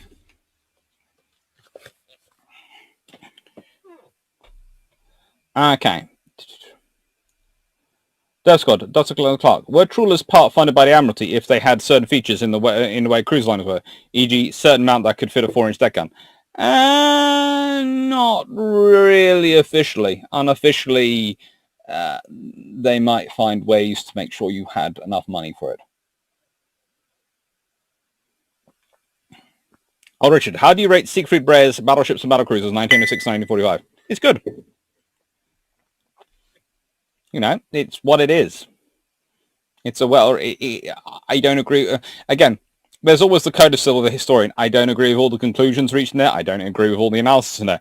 But it has got good content. It has been quite well researched. It's got a lot of information. It's a great starting point. Paul, Clark, I watched a good video from a YouTuber called Quixar about Wikinger entitled Germany Loses Battle to No One. Thought on non-history YouTubers taking on military history? I encourage everyone to get involved in military history. It's fun. And if they have good content, they have good content. If they don't know, the thing is, the joy I find about YouTube and the joy I find about this, mostly I've had a positive experience. Yes, I have a troll, but you know, I take that I take that as a sort of pleasant thing because I do subscribe to the belief that nothing is really worth doing in life unless there is someone somewhere who really would not like you doing it. I do belong to this Terry Pratchett philosophy. And finding my troll proves that I'm doing the right thing.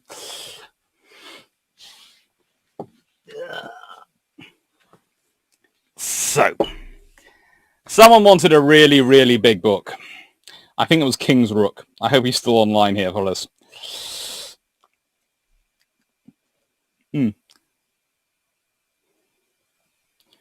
Nick Tasia, Breyer is great for line drawings, less so for facts in some cases.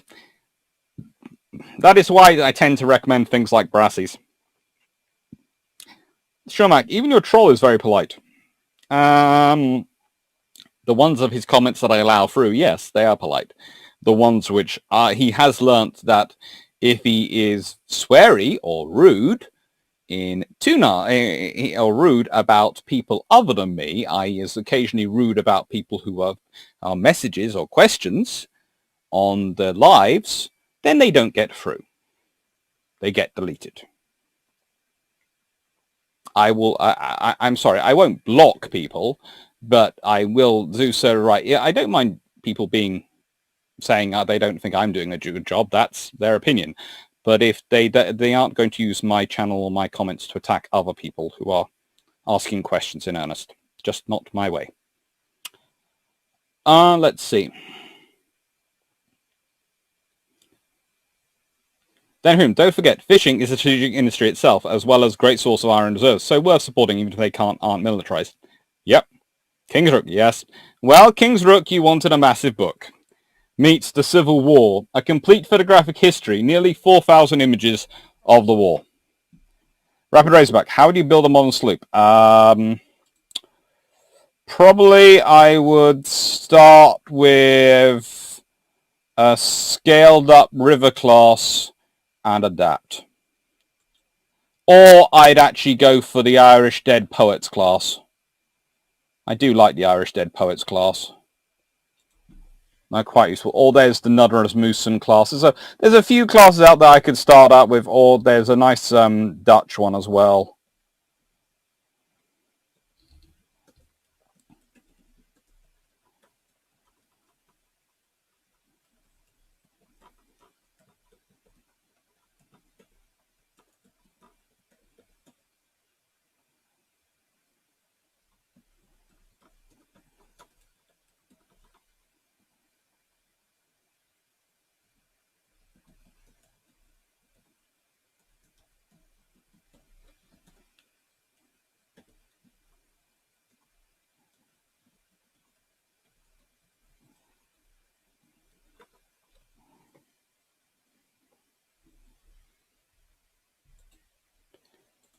Now,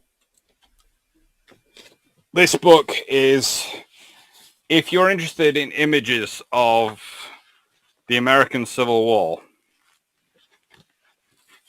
this is just everything. If you do have a relative who is a Civil War buff, a US Civil War buff, and I do realize I have quite a large American audience, so I thought there might be a few, and I actually know someone from Gibraltar who's obsessed with the US Civil War as well.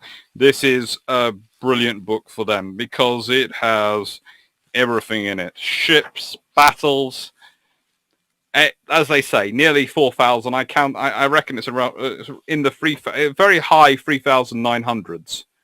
And, well, someone says it makes a satisfying thud when tipped over. It does. It's big, it's heavy, it's very solid. And it is quite cool.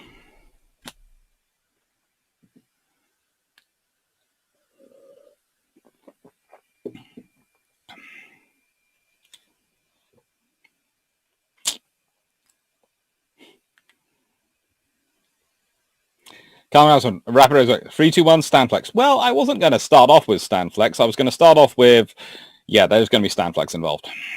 It's basically the easiest way to make a modern sloop.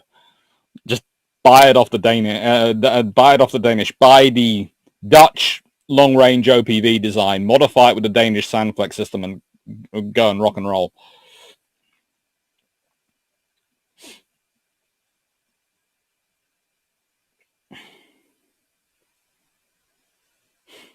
Dan Freeman, US Civil War is one of the first modern wars, an interesting document and reported on, while the Crimea could, I suppose, be seen as the last of the old wars. Yeah. It is a very interesting book, and it's a very interesting war. Let me just check this.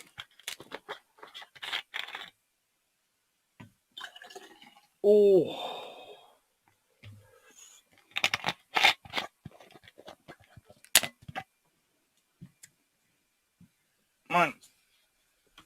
It's a good book. This is a good book, and if you're interested in it, it is good. Let me just check and see if how many I've got through. I'm at 2, 4,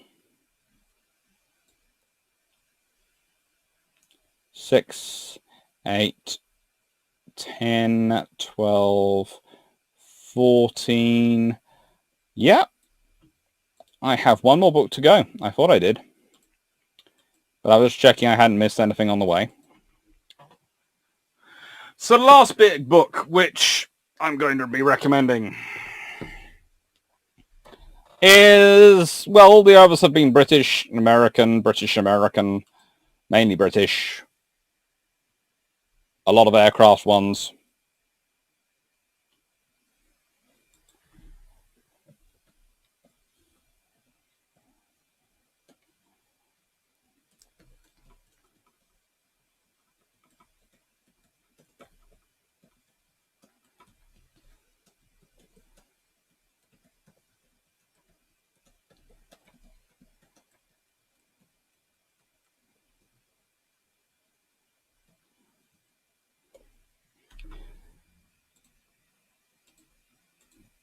It's a great book. Imperial Japanese Navy in the Pacific War by Marke Stille. Now, this is one of those books which I just love to read and recommend. It's got beautiful drawings. It has got very good pictures. It's got lovely, clear history. And if you're looking for a book which is a good introduction to the Japanese Navy, and I mean to the Japanese Navy as it was, not as it's imagined by some authors as this backwards, terrible Navy which is literally only suddenly good occasionally, which is why it becomes an enemy, and then it goes backwards again. And everything's really, the German Navy is supreme, and that's the Axis strong Navy in World War II. You want this book. Because honestly, if we are looking at these things and being honest and looking at these things properly, you have to admit that, honestly, the German Navy is not the big Axis Navy of World War II. Yes, they're the big submarine Navy, but the big Axis navies of World War II, I would argue in the early part are the Italian, the later part is the Japanese. And the German Navy is sort of this... They pose a three-dimensional threat to the Arctic convoys, but they don't really pose a three-dimensional threat beyond that for most of World War II. At the beginning of World War II, they have some fun. In the bit where the Royal Navy is really building up and getting stronger and trying to deal with the fact that the world, it's not so much the world has changed, it's just it thought it was going to have longer to get the escorts in production than it did, so it started them later than it might have done. It has successes, but then really it starts to lose its teeth quite early on in the things.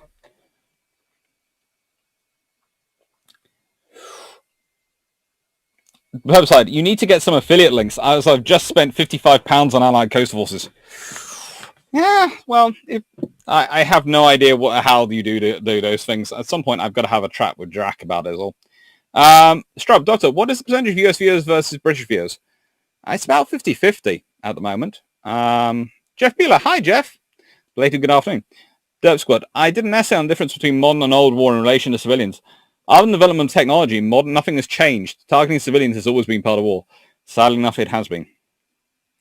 Costarans, still can't make heads or tails of my RBB in Dutch.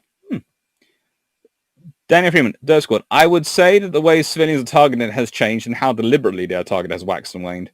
It depends on the wars you're fighting. Kingsford, my biggest book is the Encyclopedia of World Aircraft. Copyright 1997, General Editor David Donaldson. That's a nice big book. There you go. Jane's, warships, Jane's, aircraft. Warships, aircraft. Sitting there. Aircraft Carrier Story by Guy Robbins could also made it into today's. Got all sorts of books back there. The Battle of Midway is always a fun one. We've been over Hone and Battle of Midway though before. Ooh. And of course, there's always Amphibious Assault, Maneuver from the Sea, edited by Tristan Lovering. That is another massive book which we could have added in today, but I have been over that before in the Amphibious Warfare once. Nick Taser, other than Andrew and Goldsworthy, is there any other modern study of the Punic Wars? A bit off topic, but I'm curious. There is Mark Urban. He did a very good one. And I have it somewhere. Mark Urban's book, In the Name of Rome, is very, very good. And one of my friends is also writing one, but I don't think it's out yet. He has produced several books on archaeology towards with the Rome War, World of War. But Mark Urban's In the Name of Rome is very good. The biggest book I have is Japanese Cruisers of the Pacific War by Eric Lucas and Linton. Well, it has 880 pages. Cool. Paul Woodman, what did the Japanese Navy do in the Atlantic? Not much in the Atlantic, but they did quite a lot in the Indian Ocean and the Pacific. And they could have got... there is a reason the Royal Navy and the US Navy do keep significant forces down in South America Station, just in case the Japanese do try something long range into the Atlantic.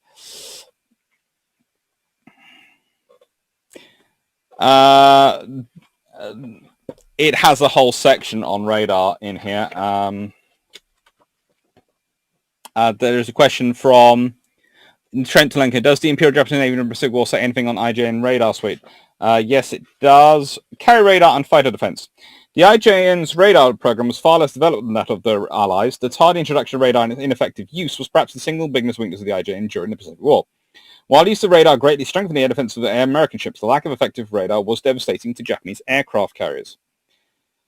No Japanese air carrier or any other ship began the war fitted with radar. This made the task of controlling defending fighters very difficult.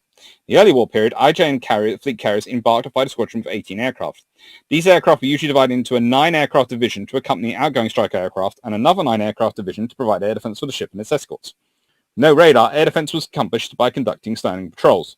However, only a few aircraft, usually a section of 3, would be airborne at any time, the remaining aircraft standing by to be scrambled if adequate warning was gained. Adding further difficulty to the fighter defense problem was the inferior quality of Japanese Navy aircraft radios, which made it virtually impossible to control aircraft already airborne. Even when carriers received radar late in the war, the first carrier to receive radar was Shokaku in 1942, the Japanese were never able to maximize their fighter assets by integrating all incoming information into what the USN called a combat information center. Japanese ran blockade runners and subs to France. That they did get to subs to France, and they did all sorts of things like that. But, you know, what's interesting is the route they take to get to France. Dr. Clark, if the French Navy hadn't scuttled their ships in 1943, would the Kriegsmarine have been able to use them? They would have certainly tried it. To be fair, the only one who wasn't keen on the Kriegsmarine using the French Navy ships was Hitler. Possibly he was the only one sensible enough to realise how much difficult it would have been.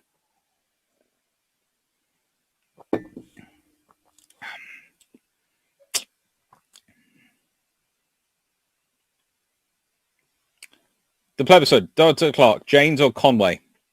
Brassies.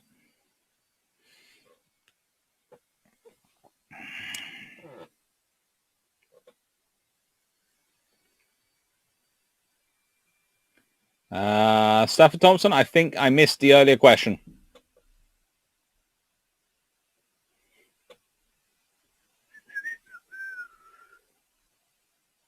So you might need to repeat for me. I think I missed it. Jeff Bealer, Jane's Annals best Conways which beat the Jane's World War books. Nick Waters, In the Name of Rome, about the generals. I've got that. Enjoyable read. It is a good one. And there's also another one which is about the legions he wrote. Again, I've got it somewhere in boxes or somewhere around it. Trouble is, I have condensed 2 work offices and quite a large amount of books from around the house into my bedroom because when originally came out, because I'm the one who goes out to walk the dog, etc., I made the decision that I should try and confine myself in the house as much to my own bedroom as possible, so that even if I did get infected because taking the dog out, it would minimize the chance of infecting it to my mum and sister. And frankly, I have got to expand again because, you know, hey ho, because they're both shielded, so I had to look after them.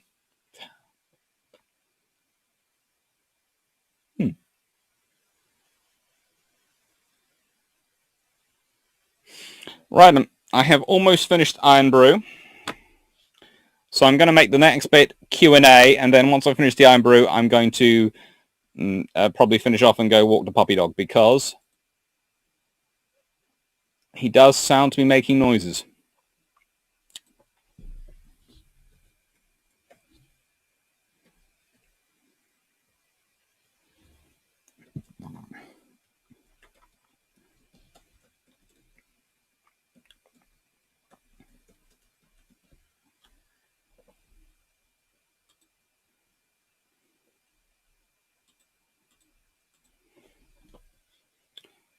Okay.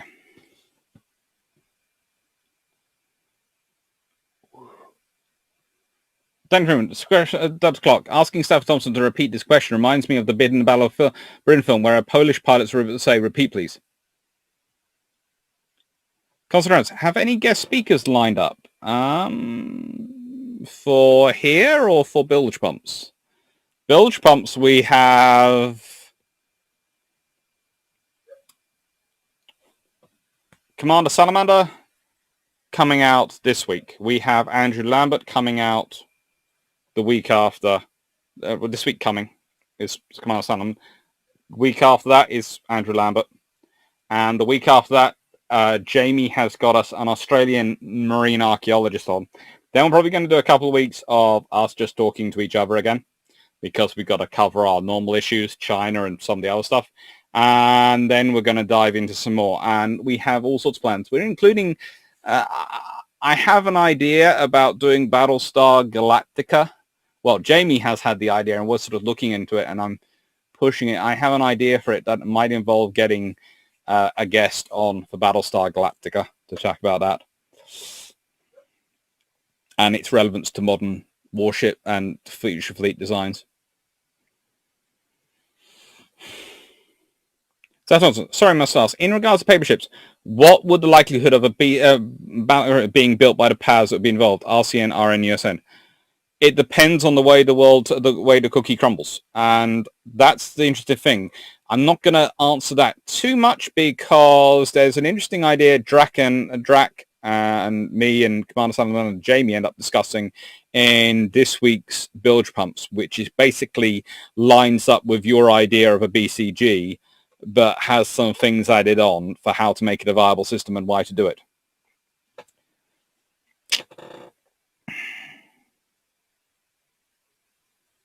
Thanks, Kingsrook. Status question. In regards to paper ships, I must ask from 1 to 10, likelihood of being built. Where would my BCG stand in the eyes of the three main powers involved? RCN, RN, USN. I would say for RN and USN, it's slightly more likelihood than RCN. But the interesting question is, what the route does the RN go post Type 45? And if the USN goes the route that we're suggesting in terms of its large surface combatant, then the RN might well follow it. Constance, who is Jamie? That is Jamie from Armoured Carriers, our Australian pal who joins us.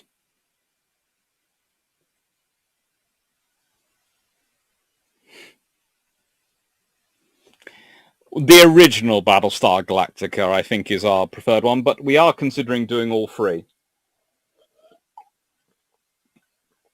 And that Jamie has decided there's three variants. There's the original television program, there's the recent television program, and there's a book variant as well, and he wants to do all three. We're going for that. He did kind of rig the questions, though. He did kind of put out a thing, which was Battlestar Galactica, or Battlestar Galactica as his questions.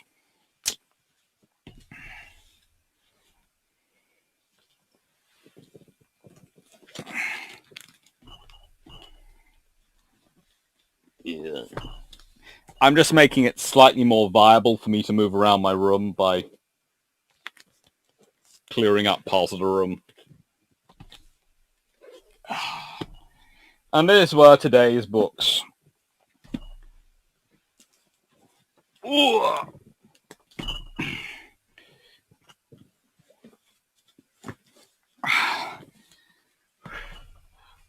Still going.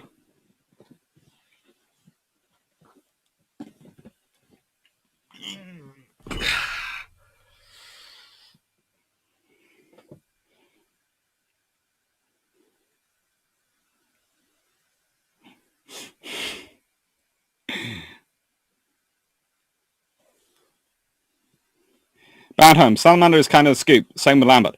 It's going to be great fun. They are going to be really cool funds.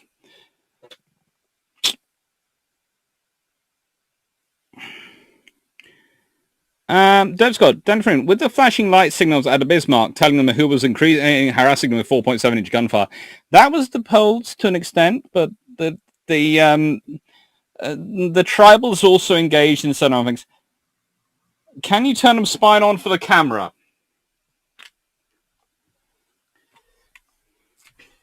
Let me first turn them all round the same way.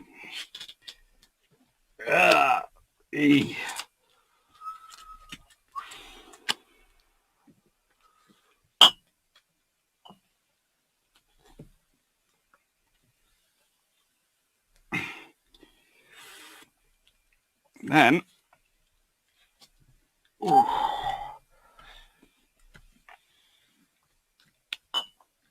this could get dangerous. There we go. Spine on for the camera.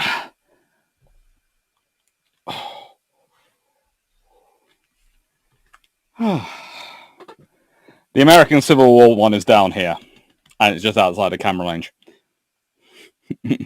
It's beginning to look a lot like a Tower of Pizza, yes. Not just the Tower of Pizza, but the Tower of Pizza. Trent Lincoln, don't hate you back and moving his books. I won't.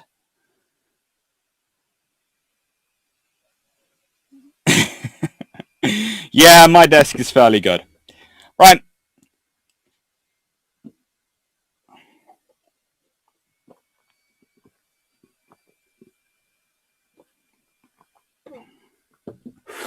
I'm hearing plaintive noises from the fluffy research assistant, so I'm going to go. I'm going to say thank you to everyone.